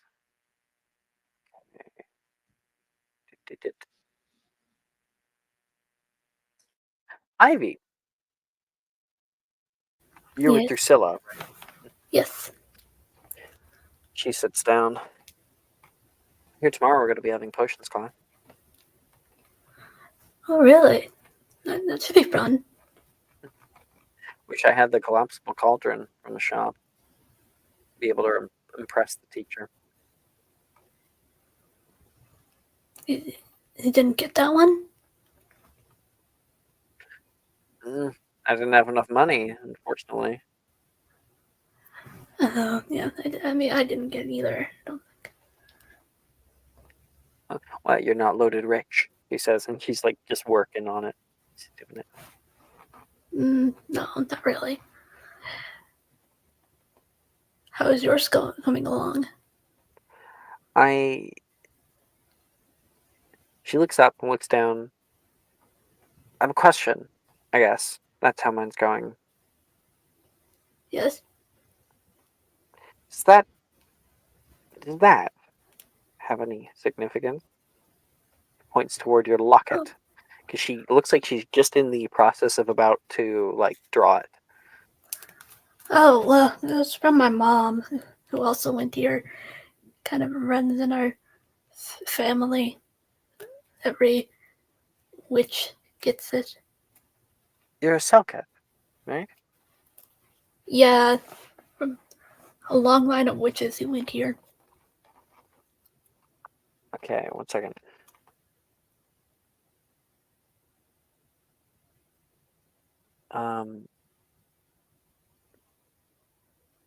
Gotcha. Okay. She says, "Yeah, me too. Got a lot of family come and gone from these halls. Oh, Just me really? now, That's though. cool. Yeah, Yeah, it's just me right now, too. less cool than you might think. Oh, how come, if I might ask? Um,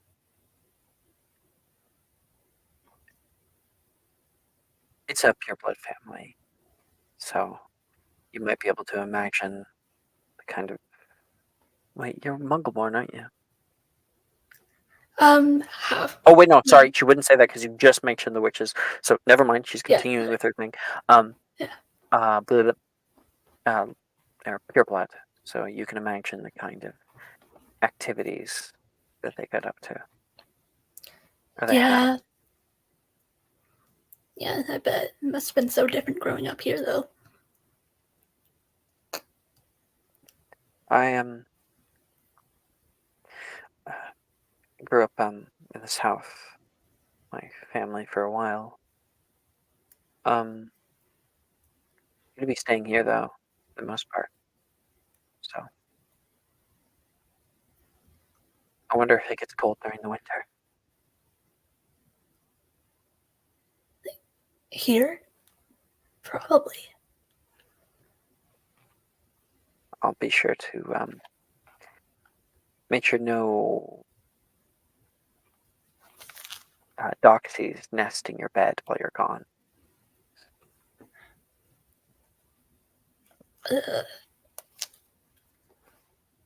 What You is know that? they can lay up to 100 eggs. Oh, you've never had to deal with doxies? Lucky you.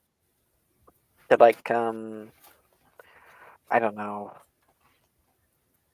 They're like mobs, but with teeth. Why would you put them in my bed? No, I would stop them from nesting in your bed. They can nest anywhere. Oh, thank you. You too. If you've ever gotten bit by one, they are terribly poisonous. Oh, yeah, they have those around here. Just crawling around. Yeah, can't really stop them. They're like rats. Oh, I see. Can't really get rid of them entirely, right? Um, Yeah. and he says, seriously, you've never dealt with biting fairies. No, I grew up in Muggle world, pretty much. Oh, learn something new every day, I guess. Yeah, I wish I grew up here, though. Could you just hold it up for me for a second? I want to get the details. My picture or me? Your locket. Oh. And Ivy, could you give us the details of your locket? It's like how it looks like, or Yeah, any distinguishing markings or anything like that? Any symbols on it? It's a silver, like, Are there any runes? kind of oval. And What material is it made out of? Silver, iron, steel, tungsten, probably silver. silver. And it's really old and probably really, well, I don't know, expensive Do now. that embossment with a bit of like that silver darkening effect, or it's like around the edges of any sort of embossment. It gets that grime almost that's impossible to get out in time. Is there a crest on it? Is there an animal? Is there a rune? It's probably a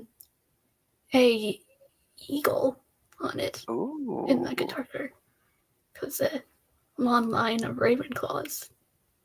And I think Drusilla would immediately pick up on that. Mm-hmm. Hmm. You, you a Ravenclaw family. Yeah, mainly. Legacy, then. Most of my family are in. It's about half and half. Ravenclaw, Slytherin. Mhm. She looked over toward the other Slytherins. And looks back. I'm done. If you want to see. Yeah, of course. I'm done too. And that is a 12. For her. For her, yeah. So you can see, like, there is the features there. She has done a good job.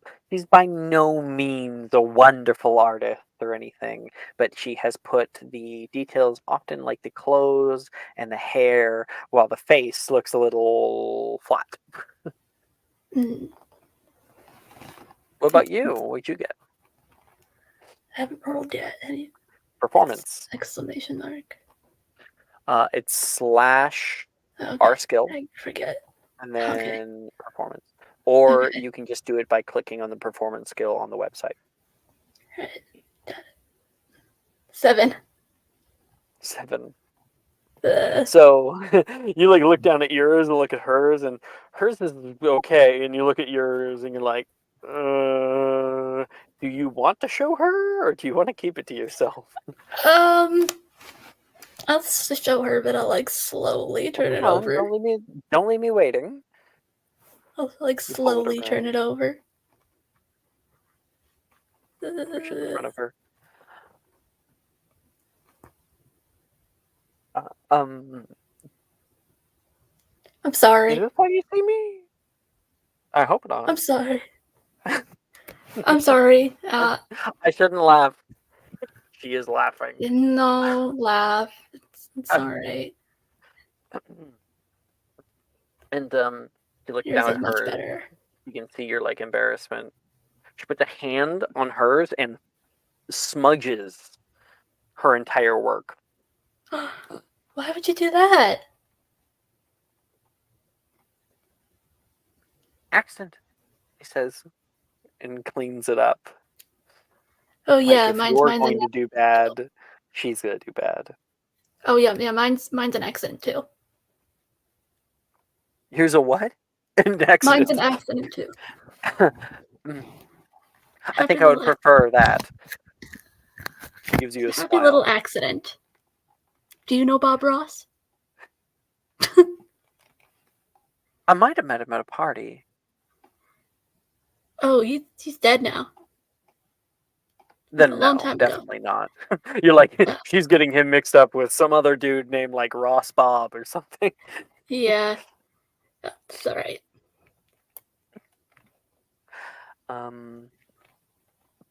So that is you and Drusilla. Daphne. Drusilla, you can see her like breathing. You can always hear her breathing. Little moans to herself as she's working hard on it. Listen, if I've never drawn I've never drawn someone like you before, A so satyr. thank you. I haven't drawn a satyr before, so you can't judge me. That's okay. That's the rules. It's just art. Art isn't supposed to be judged. It's supposed to be enjoyed. Are you kidding me? Have you ever been to an No. art gallery? No, you probably haven't. At art galleries, you get a lot of people walking around, enjoying a bit of wine, having hors d'oeuvres that are brought out, and art is entirely about judgment. The kinds of people who are judged harshly are the ones that don't make it. The ones that are judged as proper, beautiful, well, they're able to sell their works for thousands of galleons. That doesn't sound very fun. I thought art is supposed to be fun. Art's lucrative. At least can be if you're good at it. Oh, I don't know. Uh, I just this thing. I keep adding little things to it, and I don't feel like it's like right. It keeps eluding me, and I'm frustrated with it. So never mind. She's gonna close her book. can I see it? It's not done. Oh, she Can I looks see what you have? At least really like embarrassed. I'll show you my artwork. Here, she just slides her book over toward you. There, you can take it. I'll just like put my sketchbook to the side for a second and then just I guess I don't have to flip through very much, do I? It's just the first page. Yep, first page. You open it up.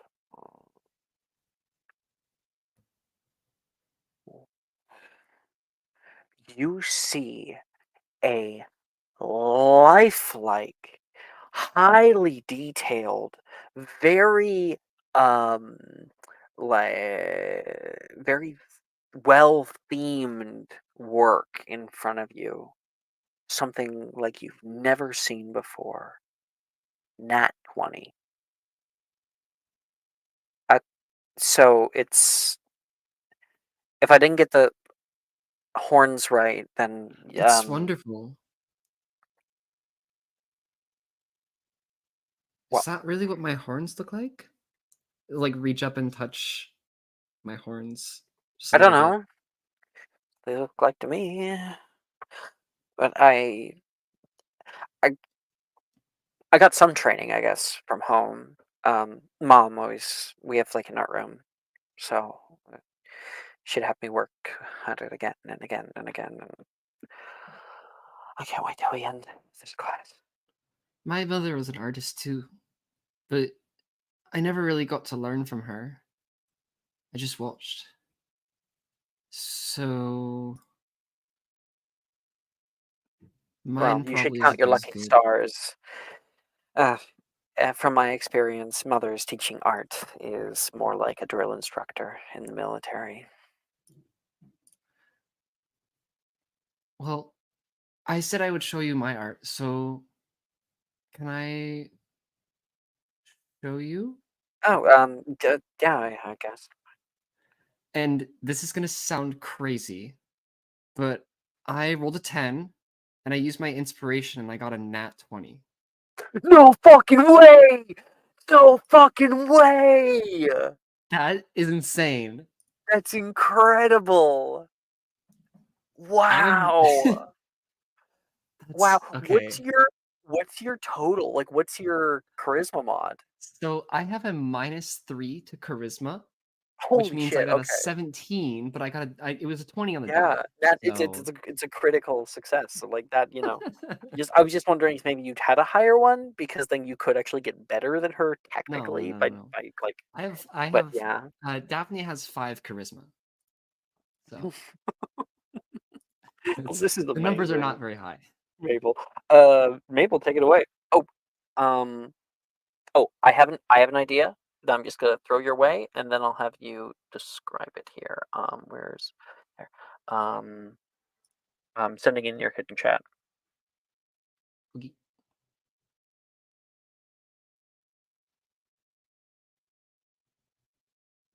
There. Ooh. I can work with that. Absolutely. Let me think for a second, because I have a way that I want to do this. Sure.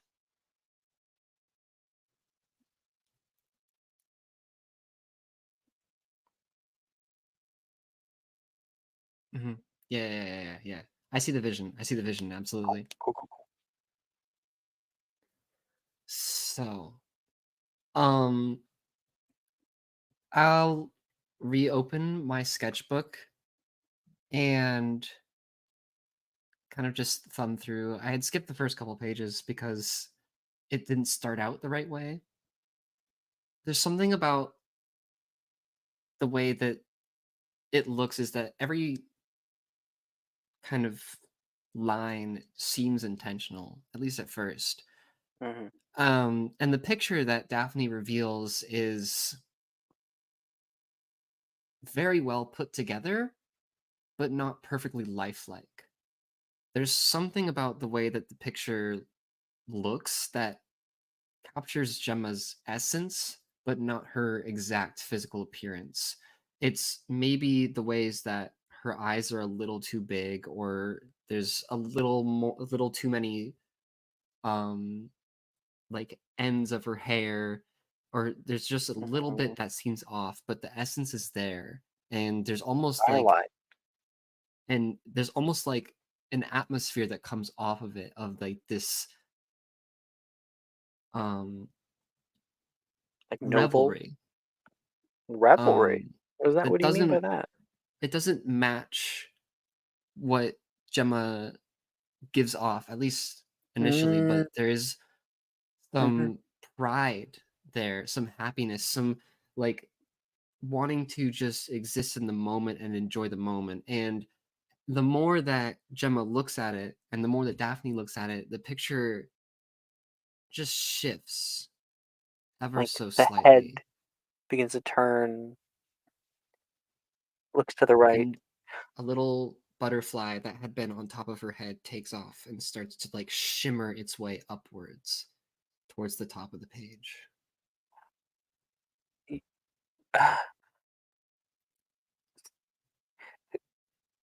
This is how you see me?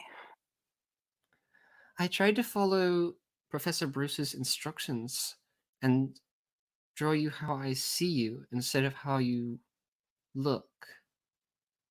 Oh, But it didn't. so I don't look like this. I think you do on the inside. And how exactly could you? Here, she looks back down at it, and her just sentence cuts. Um, you can, you can have mine. I won't have any need for it. Uh, I'd love to keep it. You can have she, mine her if you eyes are want. glued to the thing that you've given her. She looks down. How did you? She almost says to herself, not a real question. It's like I said, art is about enjoying the moment, not about being judged or stressing or anything like that. It's about letting go.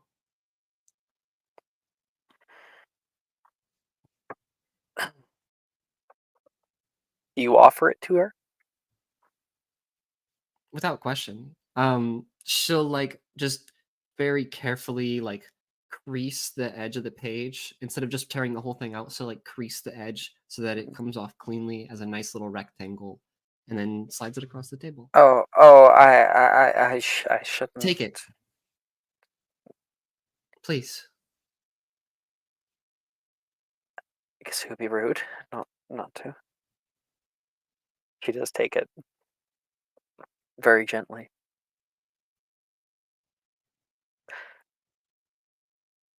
And if you hadn't used your inspiration to actually gain that role, I would have given it you right now. That's fine. It's whatever. Wonderful scene, Maple. Thank Maple. Like, you. yep. You know, This you are revealing parts of Gemma for these newbies in the best way possible. this is why you play the game. This I'm sorry. Sorry, I'm gonna gush for a second. I love this shit. This is what I Yeah, live for. me too. That interpersonal shit, that deep shit. Yes, exactly. I recently was running a much more adult centered game for a player of mine, and they were like, "Yeah, it is. You should really run more like adult centered games because there's a lot that because we're playing kids just isn't there." You Mhm. know, this is your origin, this is you building a personality, and it's a good story, but there's always so many great things that we can show with adults. That's why one of the final episodes, Wednesday night is almost done, and we had an episode where we went to the future, and that was really fun. Not like we didn't physically go to the future. It was like it was a metaphorical future. Yeah. I'm not saying we do time travel. That's by the way, we never do time travel in this. Time travel in my Harry Potter campaign? No, thank you. Congratulations, everybody. You all had such wonderful scenes, each and every single one. All right, we still have time, and I'm so happy. Because often games, they end up ending about now. You guys ready for Defense Against the Dark Arts tomorrow?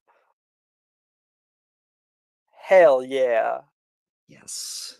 It's gonna go just as well as DAEA. this class, for sure. Oh, definitely. Oh, by the way, I did add 5 points to both Hufflepuff and Slytherin, which is the ironic thing. So, still, neck and neck. For Daphne, like bringing out of Jim. Oh, because of the nat 20s. Never mind. Gemma got nat 20, Yeah. so Did you I give it off. Gotcha. did you take into account the channel point redeems? Any chance? Are there some? I saw there were a Maple couple at the deserves beginning. another one, Eve Knightley said. Yeah, I don't have it up right now, but I'll quickly pull it up. It'll take 2 seconds. Let's see here. Oh, yeah, there are channel point redeems. Oh, my goodness. Yeah, Eve Knightley and Lost Servers have been putting some. So here's the question, though.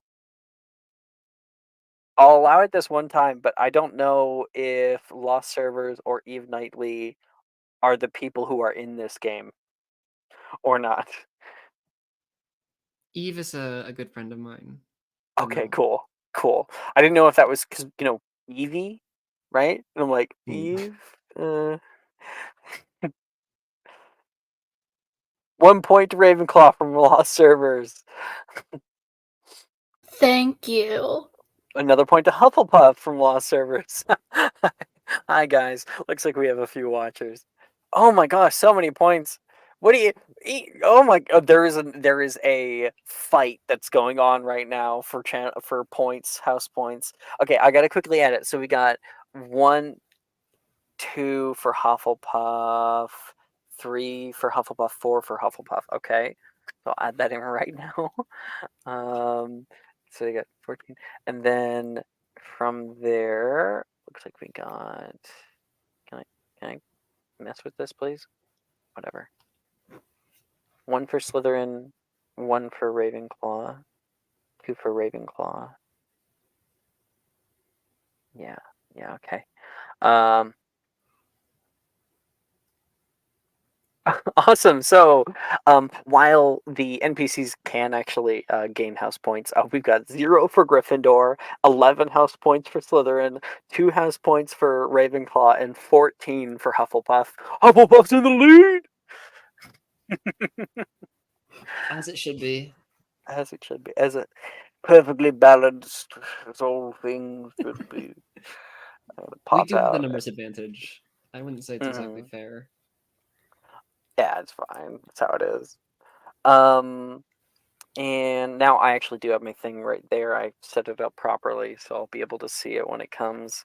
Thank you for joining us, Eve. Always great to have another person watching.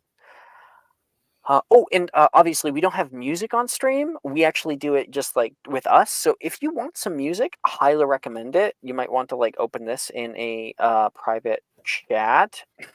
It'll help you if you do want to hang out with us. Immerse yourself in the experience. There you go. Okay. No heart. Like a dragon. It's like a dragon holding a heart. That's cute. Okay, everyone. For dinner that night, you guys had stuffed duck and mashed potatoes. And then the end of the day came. Our next day, in the morning, you all are walking up that familiar coiling staircase and exit off onto the 5th floor. On the right, you enter. Sorry, did someone? It sounded like someone Shay, did you put up your hand or something? Okay, never mind. You all enter a long rectangular room. The area is bright and open, and all the desks have been pushed to the far wall. That's weird. And above you, moving and shifting illusions of colorful pictograms depict magical beasts slowly running wild over the ceiling. Banners of colorful ribbon are across the banisters and on the walls. You can see multiple moving photos, all of the same person, posting alone or with friends in front of world monuments and natural wonders. One larger one shows the same woman laying next to a sleeping dragon and patting its head with giddy amazement. 1 second.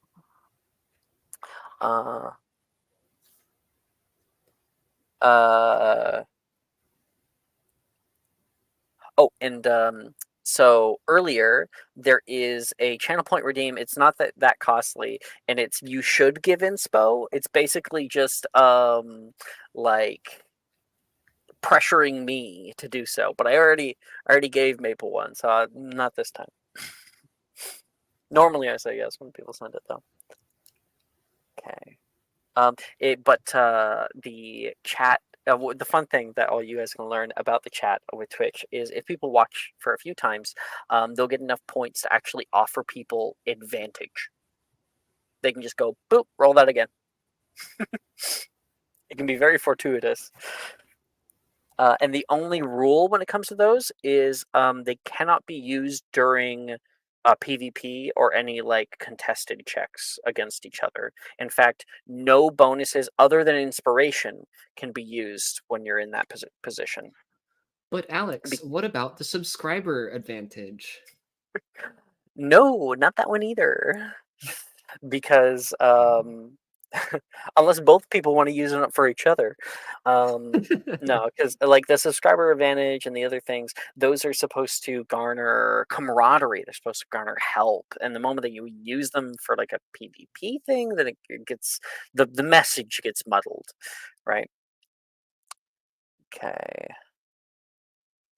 Right. I wanted to make sure that I've got our next NPC art kicking around. I don't know if I pulled it up. I didn't. Okay, shit. I knew I was forgetting one. Let's grab. Sage, I think you're gonna like this one. If you liked Even Professor hotter. D. So, as you walk in, your classmates have filled the room already. They're laughing and conversing loudly between one another. And on the far side of the room, you see Wilfred, Delilah, and Rin that are they're messing with a marble bust set on a pillar on the far side of the room. Wilfred is ducking down behind it as Rin asks the statue silly questions. I can't remember where I put them, my dear. I'm afraid I'm a little dense, Wilfred says, and they all kind of laugh a bit too hard at the stupid joke. And just at that moment, you can hear a loud bam, just big boom that comes out of nowhere. Wilfred screams high-pitched, and the room goes silent as pieces of marble fly out in every direction like shrapnel. Good evening, class. You turn to see a smiling woman standing in the doorway, lowering her wand. I'm happy to meet you all, she says, puts it away. I'm Professor Rojas. What you just saw there was a powerful little spell called Bombarda. Did you want to give it a go? And the class largely erupts into a frenzy of excited voices. all right, everyone. Everyone will get a turn. Line up in a single line, please. We can begin class. And you guys get to meet Professor Rojas. Professor Rojas is definitely, like Professor Bruce and Professor D, is one of the younger Once I'd say she's probably probably quite a bit older than Professor D or the rest of them. She often wears very formal attire.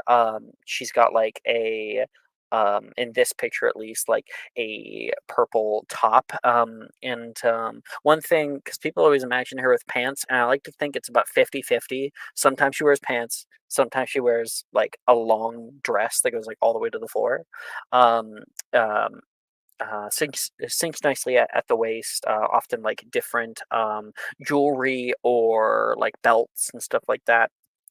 And of course, she's got that long brown hair that has that innate twist to it. And while I would not be able to do one, she does technically have a Colombian accent. So. She stands in front of the long line of students and paces as she speaks back and forth.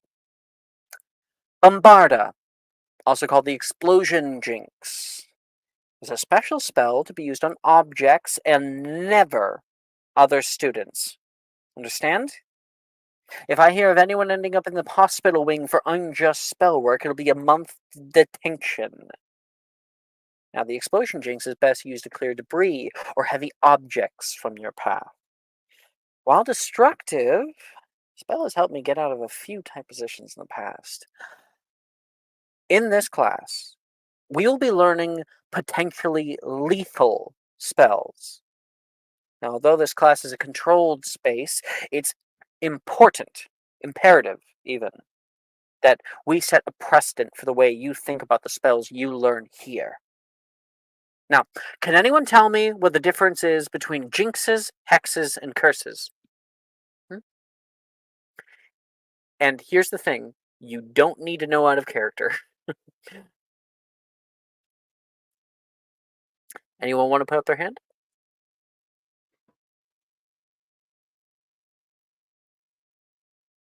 And Maple, I hear from you. yes, All I right. think I'm gonna regret it, but it's So, fine. Maple, you may roll me a history of magic check. And because you're the first person to put up your hand, I have actually upgraded it. You may roll a d6 added onto the roll. Anyone else Ooh. may choose to throw their hat in the ring with a history of magic check. The person who gets the largest one will have the answer sent to them in their hidden. All right, that's a total of 22. No one's contesting? No one wants to give it a Looks shot? like Nova rolled for it. Milva?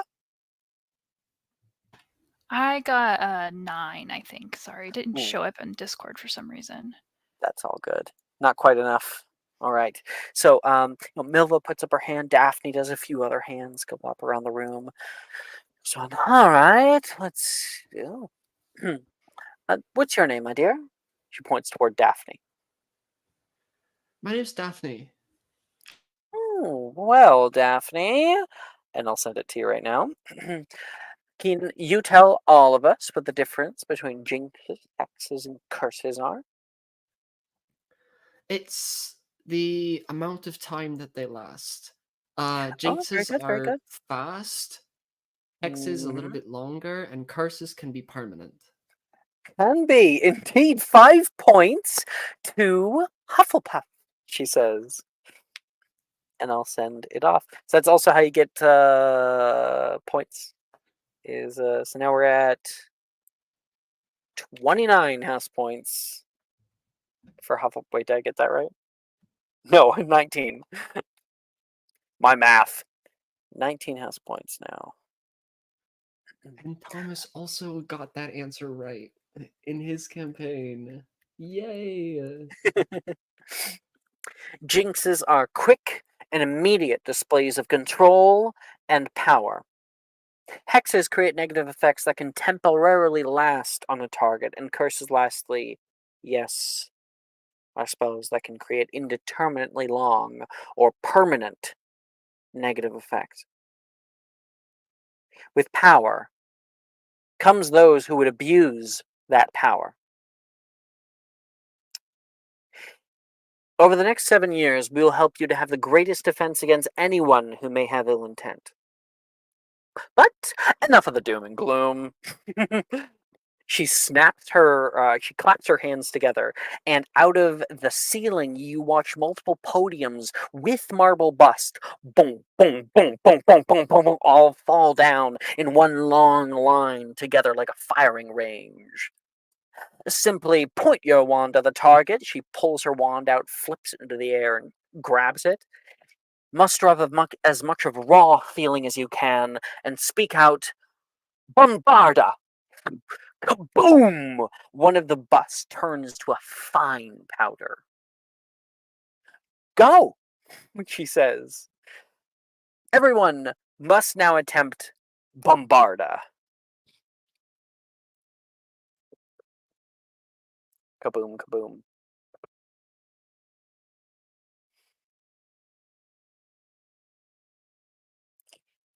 Dee Dee, did you get it? I saw you go, yes! I'm terrible at this. What is the thing for it? Dee Dee did not get it. And yeah, that's perfect. Loving it. Oh, slash attempt. Okay. So. Slash attempt. I'm sorry. Oh, okay. Wow. Wow, we got some good ones. And we have a very vast array of different modifiers. +0, -3 for Daphne, +2, +7 for Shade. I'm the only one who has a negative charms modifier. It's not charms, Jinx's, Hex's, Curses modifier. Yeah. True. And also, Whatever we it are is. missing like 3 people, so. Okay, that's comforting. Yeah. I'm still negative on charms, but whatever. All right, let's go down the firing range, huh? 1 second. So Shade, what'd you get? 15, I think. Let me double check. Okay. Yeah, 15. Dee Dee, you got the 2, right? Got a 2. Huh? Daphne? 11. Okay. Milva? Nat 20. Fuck yeah. More Hufflepuff points. More Hufflepuff! Don't mess with Big Huff! Ivy. So it's after the equal or the one in parentheses?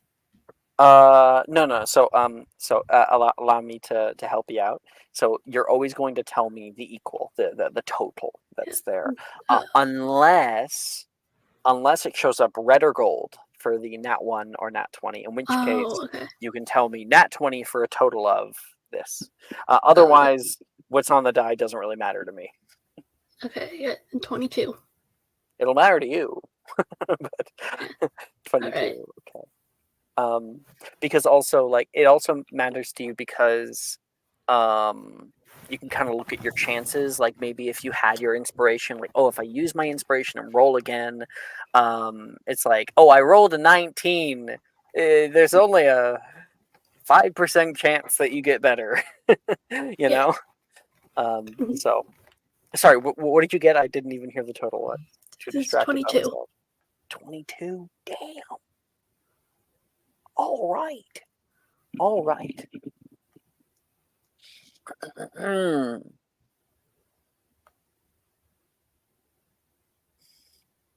Yeah. Okay.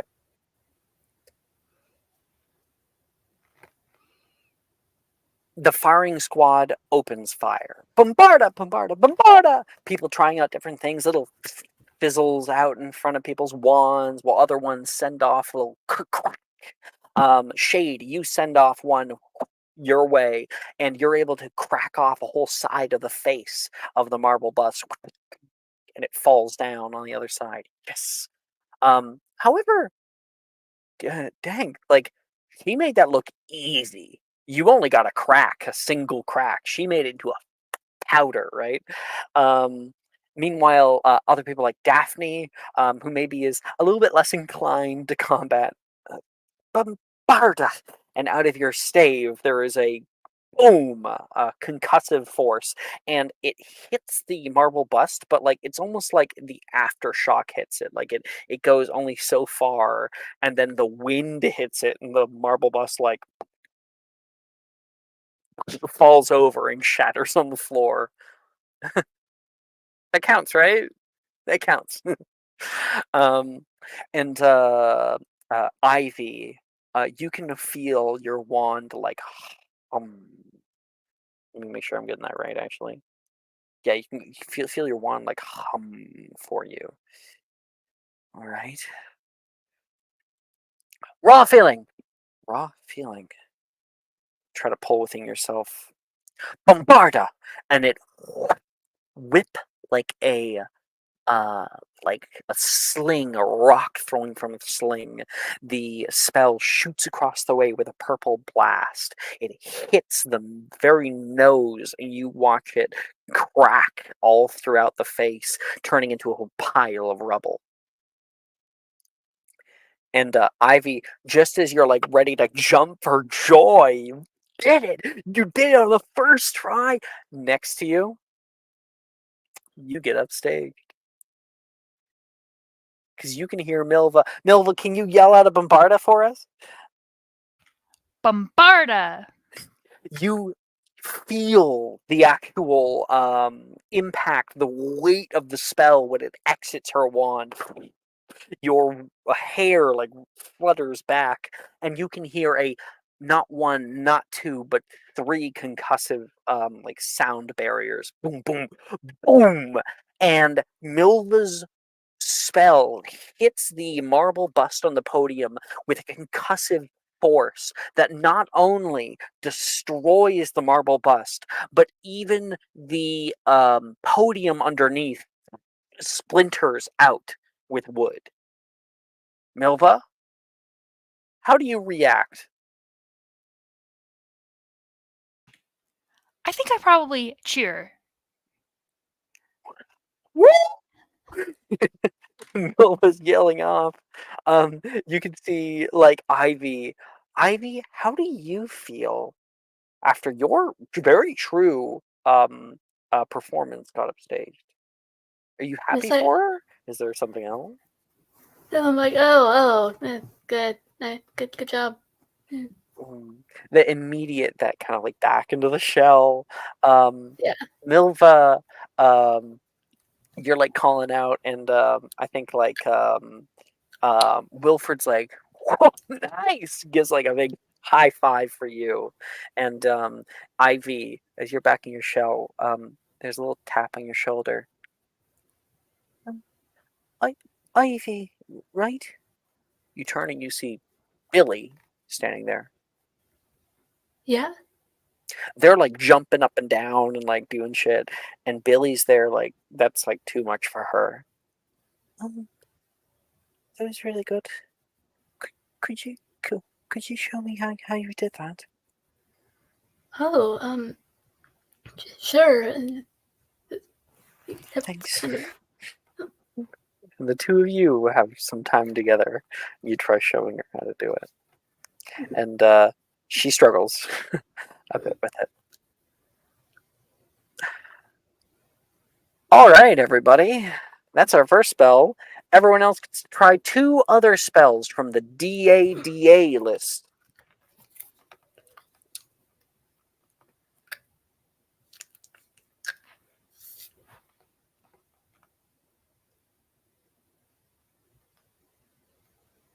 Oh, and of course, 5 points when Professor Rojas, when she saw that, she'd be like, "Woohoo! 5 points to Hufflepuff again!" And you can hear like Gemma in the back, like, again. Could it be the two blue ones if we wanted to? Yes, indeed. So, as you'll be able to see, as Ivy's pointed out, there's a bunch of purple ones. We've color coded it. So, purple is Jinx Hex Curse. That's often the main thing that's taught in this class. But there is combat or survival charms. And so, yes, you can roll for the charm spells in the class if you wanted to. I believe it's Periculum and Spongify, right? Yeah. Yeah. It's just off the old noggin. Yeah, Periculin sends off sparks, like a survival flare, and then Spongify makes things bouncy for a moment.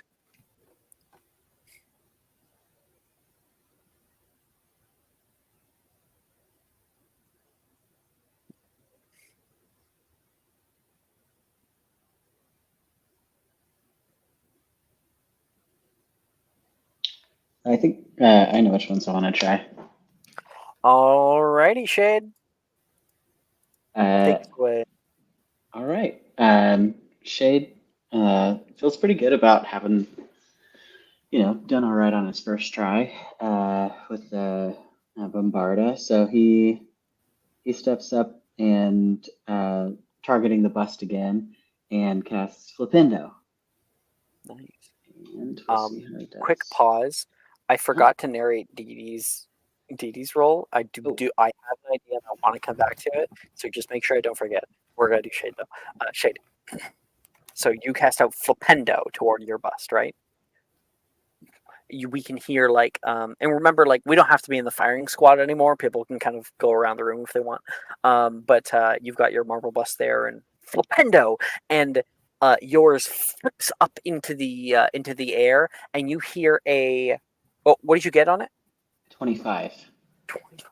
You hear a shattering noise as the marble bust goes through a nearby window.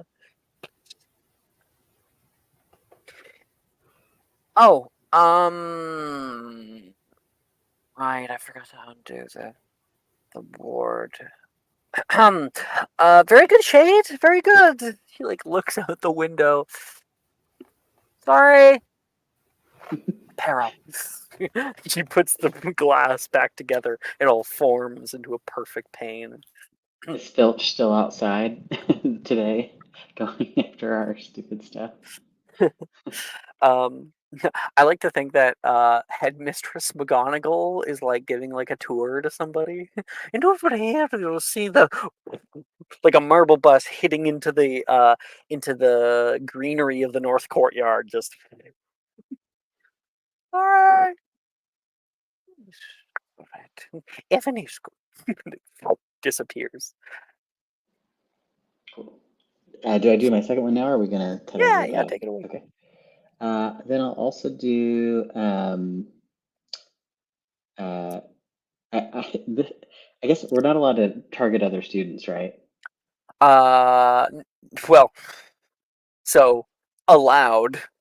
Right. Sure, you can, and people do all the time. But you not with Bombarda. Rojas will get really mad at you. Yeah. But if you consensual duels are the name of the game, so you can always practice with people and target them. Okay, cool.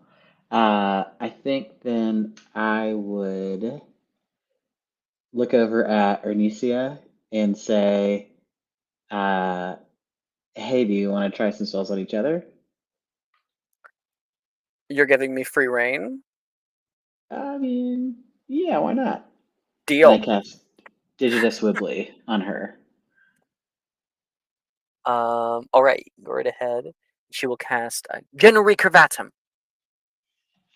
Your spells shoot past each other. And it's attempt. Digitus.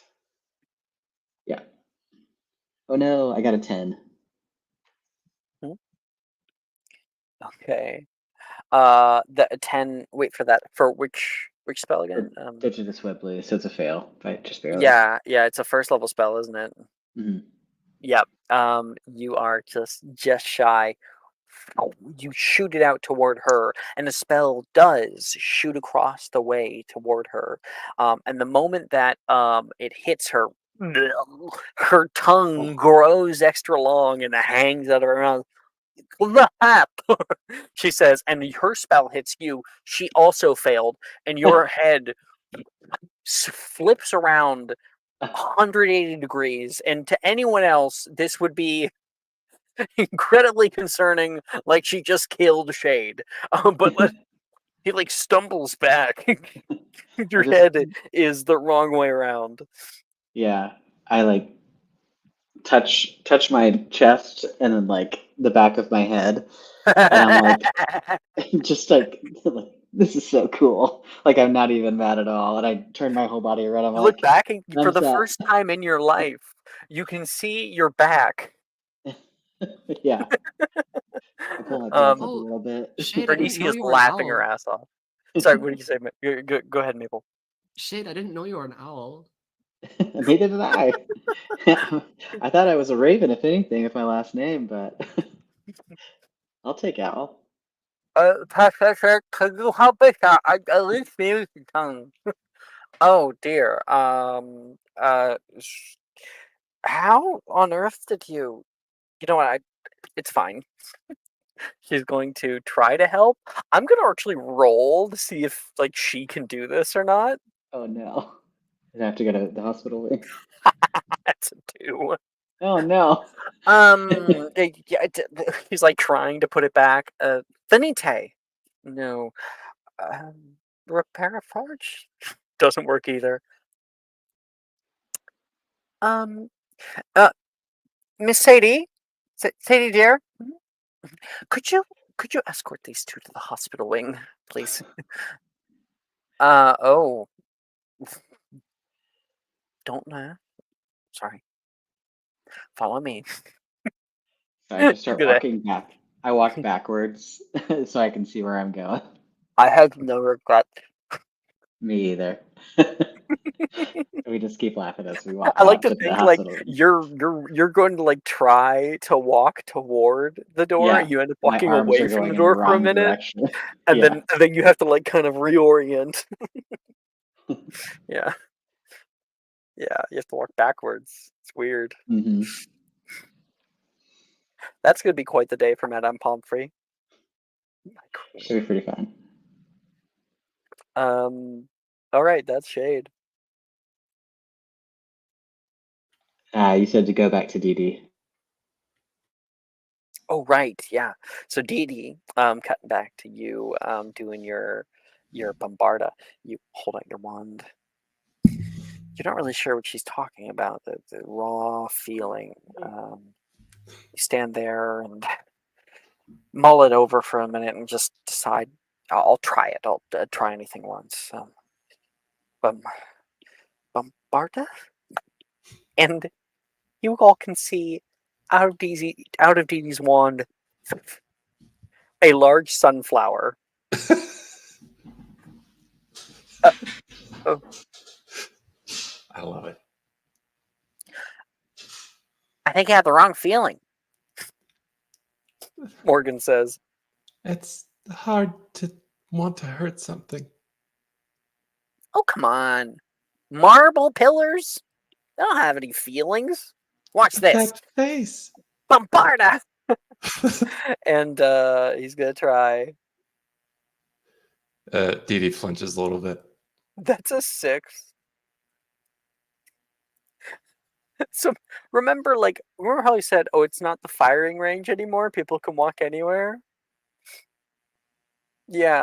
I'm gonna quickly roll myself 1d23. Wait, 23, 24, 25, 26. Oh, gosh. 27. I see where this is going. 1d27. I got 27. Milva is walking around, maybe with Nolan or whoever she's with, and his spell, the Bombarda, comes out, and there is a spell that shoots off, and Milva's ear grows 3 times its size.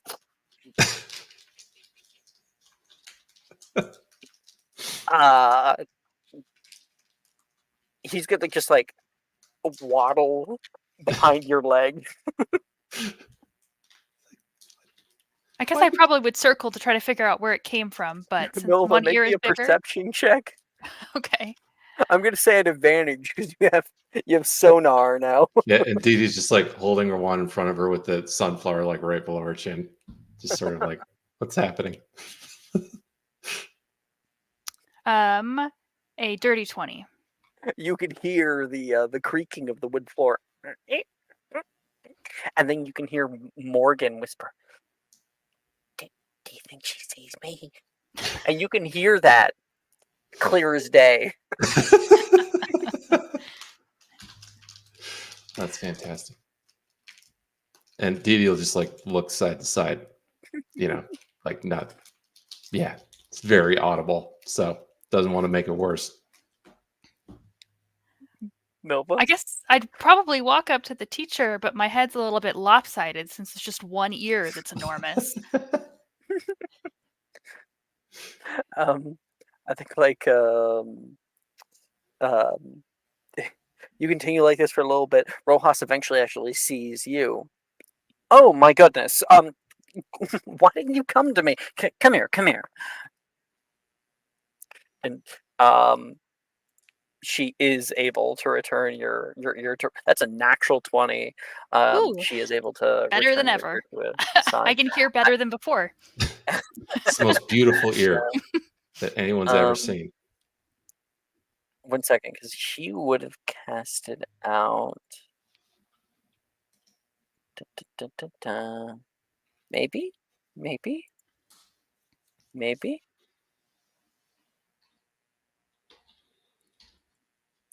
Yeah. She'll cast Repiforce, she says on you, and goes back down. The swelling goes down. Who, Milva? Did you do this to yourself? No, I did not. But I think it was an accident, so it doesn't matter who did it. Well, people should be a little bit more careful about where they're pointing their wand. Everyone, she like, and there's a quick like wand safety seminar that happens for the next 15 minutes. And who are you with, Milva? We'll cut over to you. Oh wait, no, Dee Dee, you didn't get your second one, did you? Did you get either? I did not get No. either. You have 2 spells.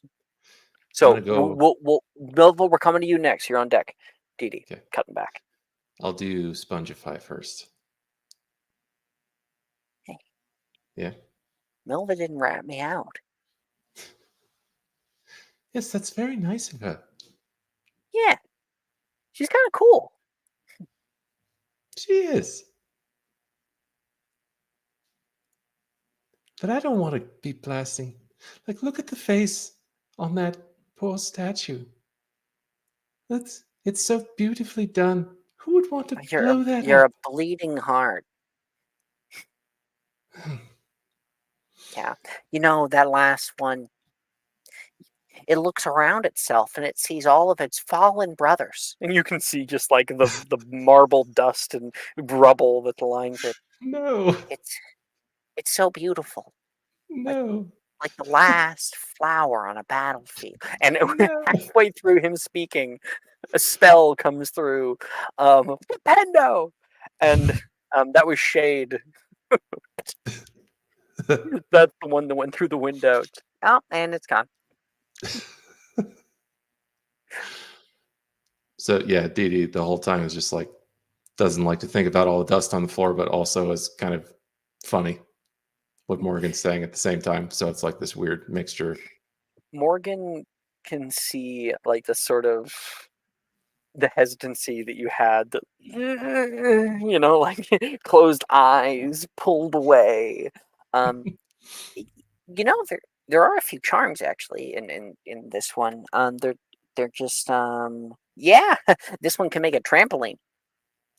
Ooh, that sounds fun. Okay, cool. Let's try You can it. see the way you light up the moment that you do that. Oh, I have an idea. He's going to start climbing up the stacked desks. All right, Dee Dee. It's all on you now. Whether I live or die, he says. What? No. She's like frantically reading the book. Okay. Please tell me you're ready, because if I'm just gonna jump if you don't. I'm as ready as I'll ever be. Just go for it. You're on Spongify! Screaming as he hits the ground, and from the vaulted ceilings he comes straight down, and you cast out Spongify, and he hits the ground. Boing. The ground actually like bevels downward with him and then flicks him back upward. He shoots out over top of you. And Spongify! I'm just you do spongifying it everything again. he hits. Yeah. Boing, boing, boing, boing, boing, boing. And he rolls off. He's breathing. Oh, sorry. He's breathing heavily. You did great. You're right. Good. That was amazing. Thank you. You want to go? I'll cast Spongify. She's like considering this for a second and like, okay. I thought you were gonna say no. Well, You're so cool. we're here to try things, aren't we? Yeah, like I think like he's really happy that you're like. Yeah, he fully expected you to be like no. So he's gonna try. This could be really bad. So you can do it. Words of encouragement. Oh yeah, I'm. Yeah, you're gonna want to. I'm sure that I'm natural with charms. All right, whenever you are. And she's up at wherever that is, and she's like, "Well, you tell me when I should go." Now, he yells off. And then like she holds up for like a second, and then she's like, "Yeah." Leap down, and Spongify, he yells off, and there's a half moment where you're like, I really hope I'm not about to hit hardwood. He gets 20, dirty 20. All right. Yeah, and so That's the boy. You're able to hit that thing, and then you're able to leap into the sky just a little bit more, and you grab on to one of the banisters on your way back up. You're kind of hanging from the ceiling for a minute, and Professor Rojas says, "Miss Dawson, can you come down, please?" And you're able to like just drop down. I think I'd be like scared during, but then afterwards just kind of like laugh a little bit. Yeah. That was fun. Did it? He yells off, and there's a few other people who are like, "That was so cool!" And you get swarmed by a few people who are proud of you. And Morgan is like, "Double high five!" Tiny little hands. I go for it. Actually, no. One hand for both hands. Both. Yes.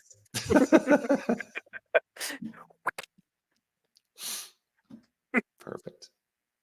And Dee Milva, you're up on deck. I have my other one, but I don't necessarily want to draw it out, so I think I'll just roll it and we can move on. Yeah, go ahead. Oh, well, let me make sure I get your grade, because I remember what you got. So Dee, your first attempt, you got like a 2, I think, right? Yeah, on the so Bombarda. That's not going to be, yeah. And then on the Spongify, you got...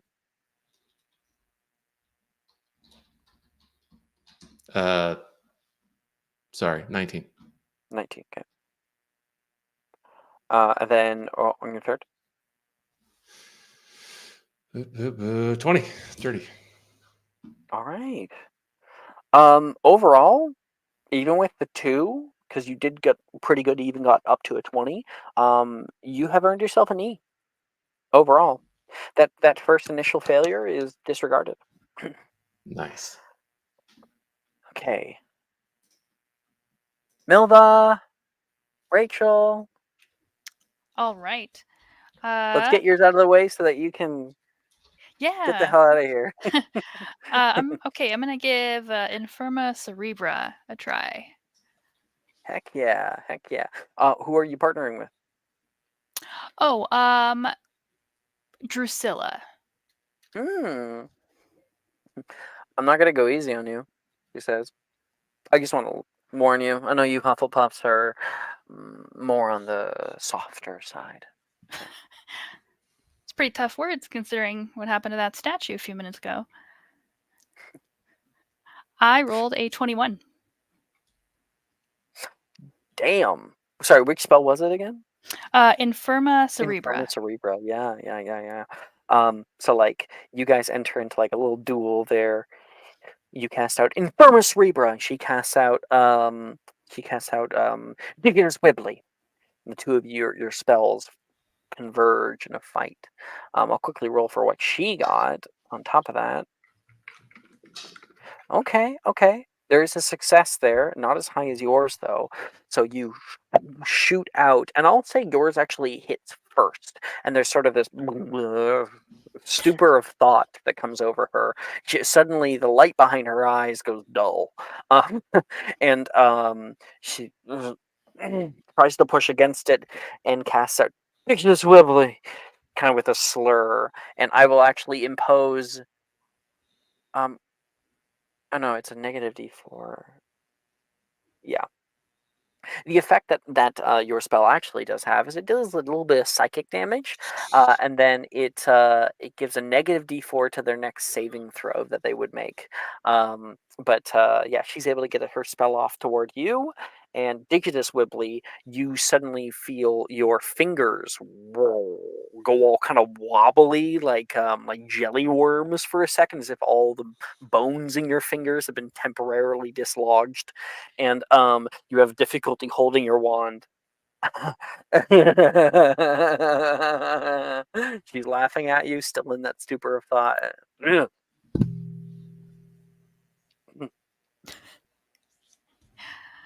What's your second go? My second go is going to be Petrificus Totalis. No. She yells and tries to get off her spell. She'll try Petrificus Totalis as well. Can I use my inspo to try this again? Mm-hmm.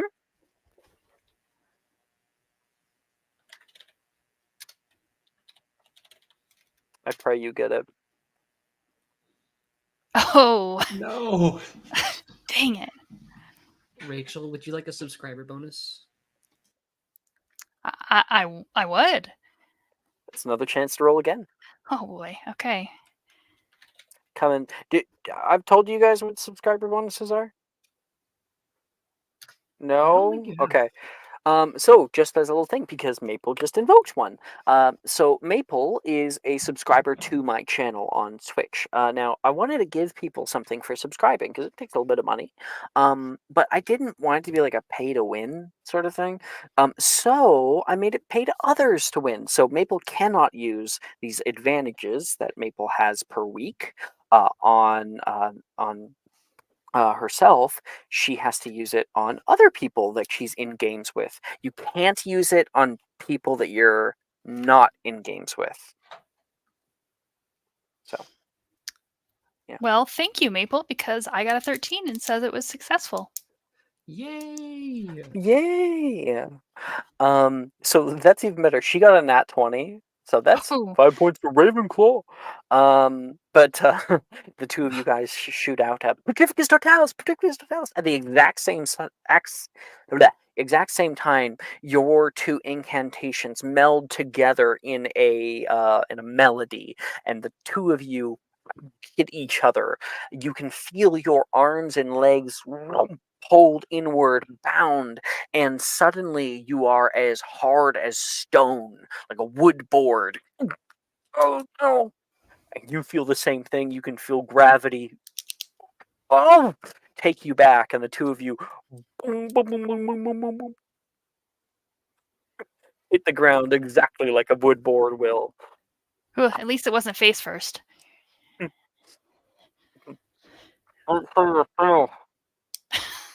Drusilla did go forward. Oh God. The nice part is you can't like break your nose because it's hard. It's hard as stone. Oh, good point. Mm-hmm. It's deeply uncomfortable though. Okay, And, so what you grade can't do really, I like, walk away with here? fall. You are only able to like to kind of talk like this without moving your lips. Sure, that makes sense. Your grade. So you got a 13, and you had that before. And then for your other grade before was the nat 20. So Mhm. a nat 20 does impact your grade quite a bit. So wherever I would have put it, I put it up 2 places from where it would be. Oh, wow. So yeah. Same thing with a nat 1. So the inverse. So I gave you an O. I would have given you an E overall, but with your nat 20, you keep the O. Awesome. Yeah. And if you need to head out, I understand we just have a few more minutes for the last 2. So I'll stick around for a few more minutes. This is exciting sure. stuff. Just curious, what was my grade? I got a 10, 15, and 25. Yours overall was an E. Cool, thanks. Wrong one. Mill this done. Okay. We just got Daphne and Ivy. Who wants to go first? I can go. I've got my Okay. spells. Daphne. I think Daphne is going to try to partner up with. Oh crap! I had someone in mind, but I forgot. Saoirse. Saoirse. Right? She's over in the corner with with Gemma, which is the funny part. The two of them are currently conversing for a minute, and it's like, what? You can't take a single hit? Oh, little Saoirse. Um, the two of them are gabbing, and taking a look at them, there seems to be this sort of teasing that Gemma's doing much more than she generally does to anybody else. And Saoirse's like, huh. She takes it. The two of them know each other. Um, and you can hear why in just a moment. Saoirse says, "Oh, bump off, cousin." They're cousins. Fine. I will partner with someone who has a little bit more grit. Should speak for yourself. I think he. Don't you take like 3 spoonfuls with your tea? Says back. Liking it sweet has nothing to do with not having grit. And Gemma walks past. Oh, good. Hi, Daphne. She walks past. Hi, Gemma. Can you believe her? Calling me with that grit.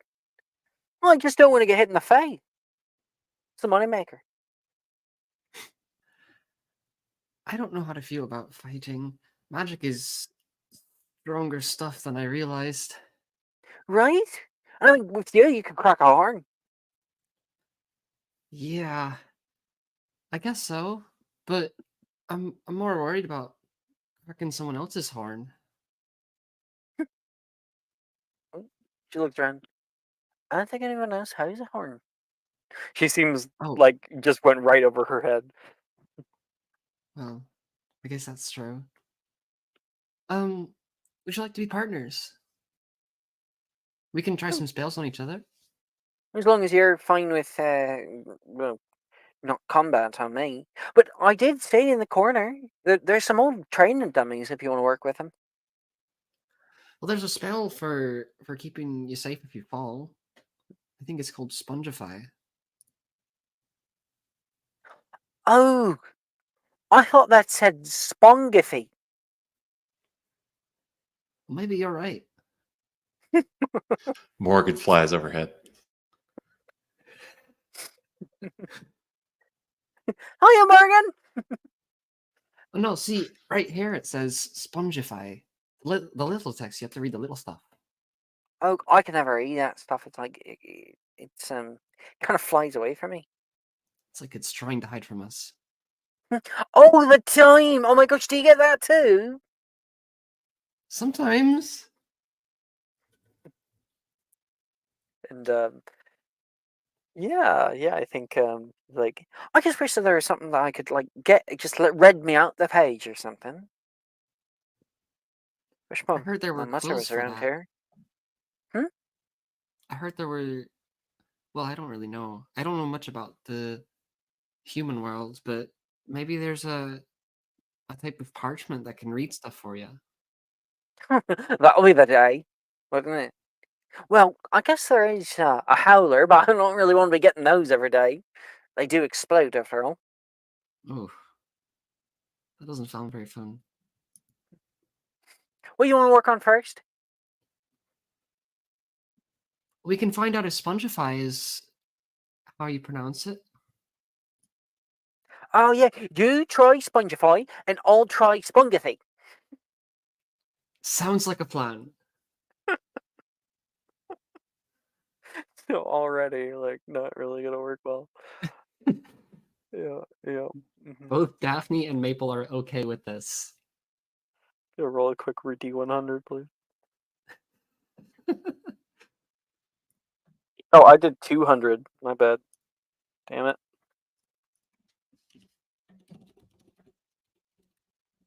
$41.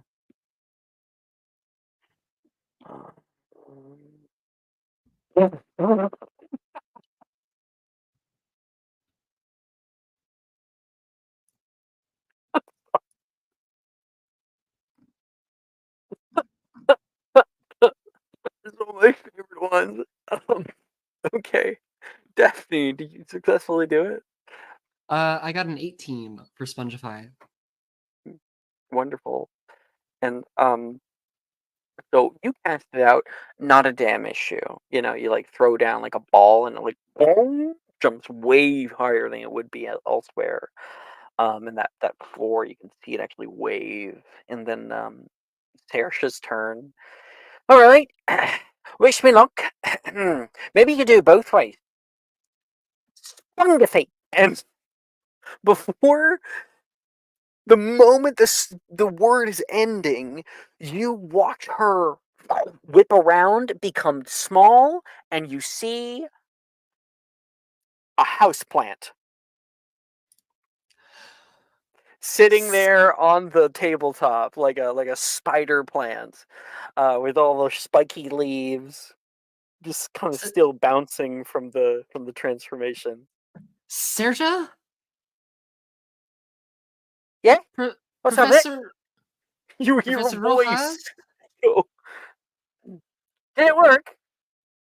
I think I'm glad I read the small letters. I think.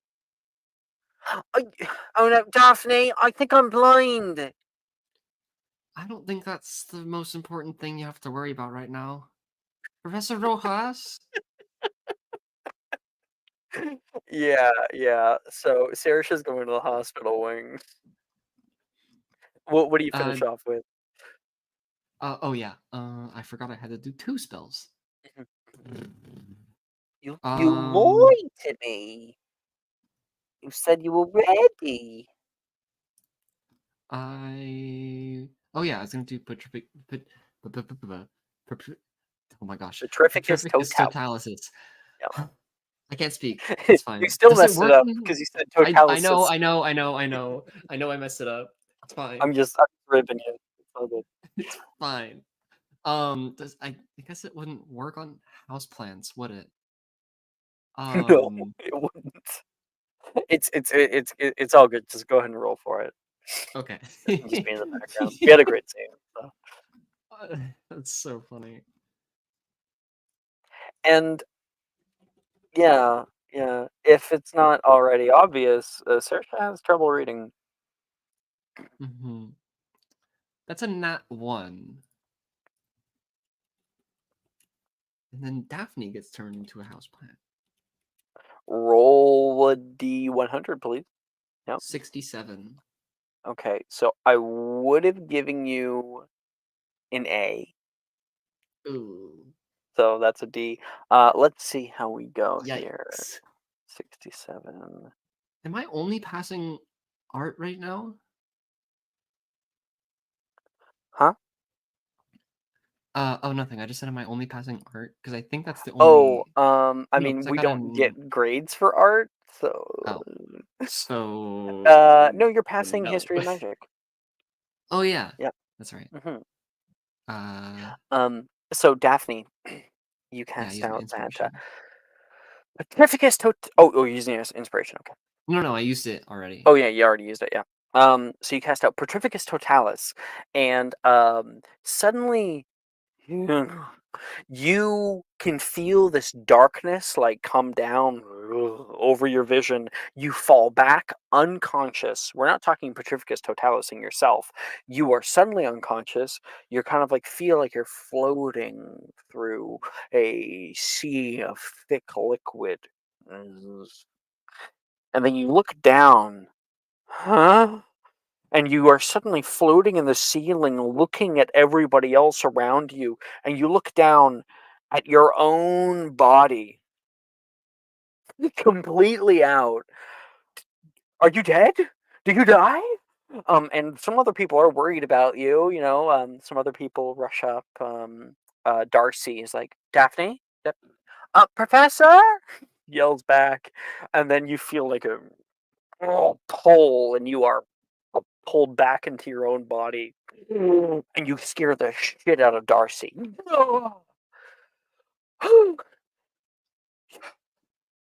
This is not a good place to nap. I wasn't napping. I swear. I think I became Professor Benz for a second. That's Daphne. And Ivy, you're last. Yes. Hello. Hello. Who are you partner up with? What spell? Is Reese here, or is he skipping? Reese? What? Absolutely, he's around. Well, actually, you know what? No, Reese is here. It's all good. That's Reese. And then You didn't see him last class. Yeah.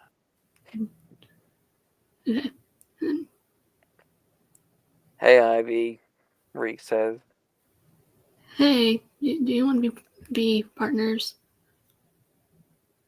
Yeah, sure. He seems a little down. What's wrong? Alice caught me in the Uh, hallways. It was like so quick, too. She must have been watching me. Do you think she's listening in on our conversations?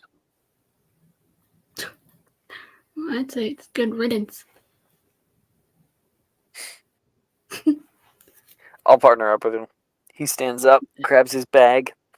And where are we heading off? The back of the room. And you guys push off toward the stairs that lead up toward Professor Rojas's little office. Ooh, it's like the perfect place. He sits down on the stairs there, kind of like away from everyone else. Yeah. Morgan. Yeah, I think we stay here. Yeah. It's a war zone out there. I'll try call a shoe. And he is like, well, what does that one do? He stands up and looks at the textbook you're looking at. Binds being... yeah, sure, that sounds fun enough. Yeah.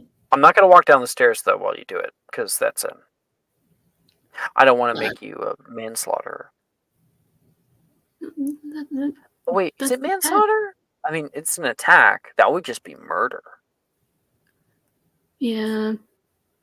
You could ball.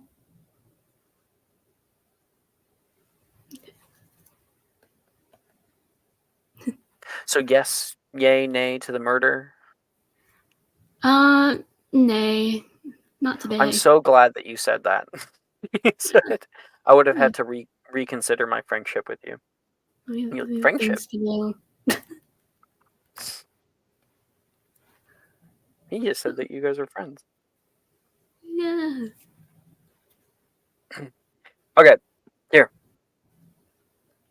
Why don't we try to do it with each other, and then if I can get that off, then we'll try to pull our legs out. Oh, okay. Okay. On 3. Wait, 1, 2, what is it? What's the roll? What's the roll thing? I'm so bad at remembering these. 3. Do slash attempt. Okay. Oh, and You don't have to worry about doing it on time. It's fine. You know. wait, how do you? What is it called? COL. Put COL in the black box. Slash attempt, and then in the black box COL. And then you just want to click college shoe. All right. Okay. All right. And you cast out polish shoe. And he casts out polish shoe toward you. And then you guys both try to pull your legs out, and you watch the two of them kind of leap from their position, expecting there to be resistance, but then there is none. And it's kind of like when you try to like step for a stair that's not there, you know, and you Yeah. guys end up kind of crashing into each other, both your heads like bonk. Oh, dang it. You two doing okay over there? Good. Yes, Yeah, I Professor. think so. You? All right. Rojas keeps walking away. Shakes his head. Well, that's on par for me. You were doing so good earlier, though. Yeah, I don't know what happened. I haven't been able to get any spells the past few days. Maybe because you're not coming to class. He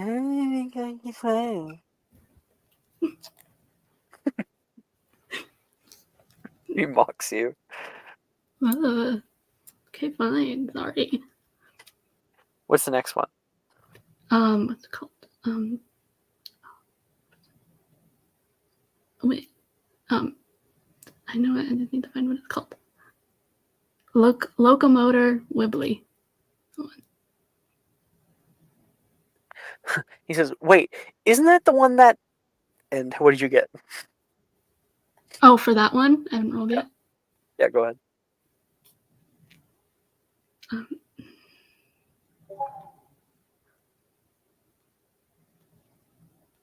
Fuck. Sorry, swore. Because I did it No, wrong. no, it's okay if you swear out of character. We just try not to swear in character. This is an 18+ game. We don't give a fuck. Okay, I did the wrong. I spelled it wrong. So, but now I do it. Oh, I got 21. Dang. So he's like, wait, isn't that the one that... And he thought you were just like referring to the spell. Meanwhile, you actually like locomotor Whipley and flicked it at him. And you watch his legs suddenly go from straight to wobbly, and he falls down onto the ground. All right, no more falling down spells. Right. Right. He like looks. Yeah, that's the last one.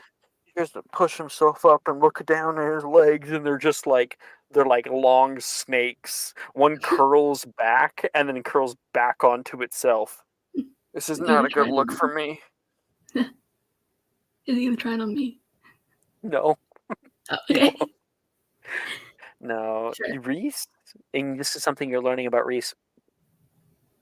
He has really been struggling. This like streak of like not being able to cast spells is not just the first few days. Oh, okay. Yeah. The next few weeks that you guys are together, he can't get anything more than a few sparks at the tip of his wand. Oof. Yeah. That's something about him. Yeah.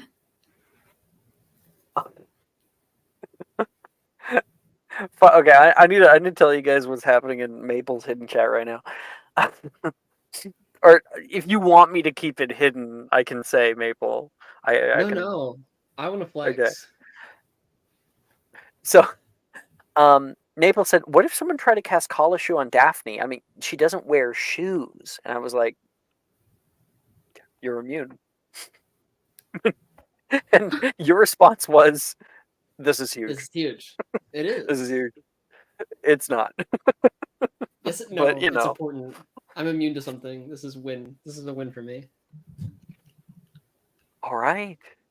I know we went a little bit over, but Rachel was free to go at the 4-hour mark. Thank you everyone for playing. That is where we're going to end tonight's episode at the end of Defense Against the Dark Arts class. I guess. Oh, Ivy. I just need to make sure I got your roll correct because you got the 8 before and then the 21. Due to the 8, it is going to bring down your O to an E. Okay. But overall, great job, everybody, and thank you guys for showing up for your first round of classes. Next week, we're going to do herbology, potions, astronomy, charms, and flying class, and we will end Ooh. the first semester of first year. Yes. Awesome. Can't wait. That's fun. Yeah. Exciting. I'm more excited for you guys to experience downtime for the first time. That's when we go from one semester to the next, and we give you like a little sheet to hand back to us, and you get to pick. There's the downtime activities and whatever, but you get to pick 3 NPCs of your choice to get closer to, and you learn things about them. So Cool. Next time or the time after? After next time, it'll be homework, basically. Oh, okay. Yeah. Okay. All right. Thank you everyone for playing. Thank you for the few people that stuck around to watch, and I will see you guys next week. Bye bye. See you next week. Bye. Bye.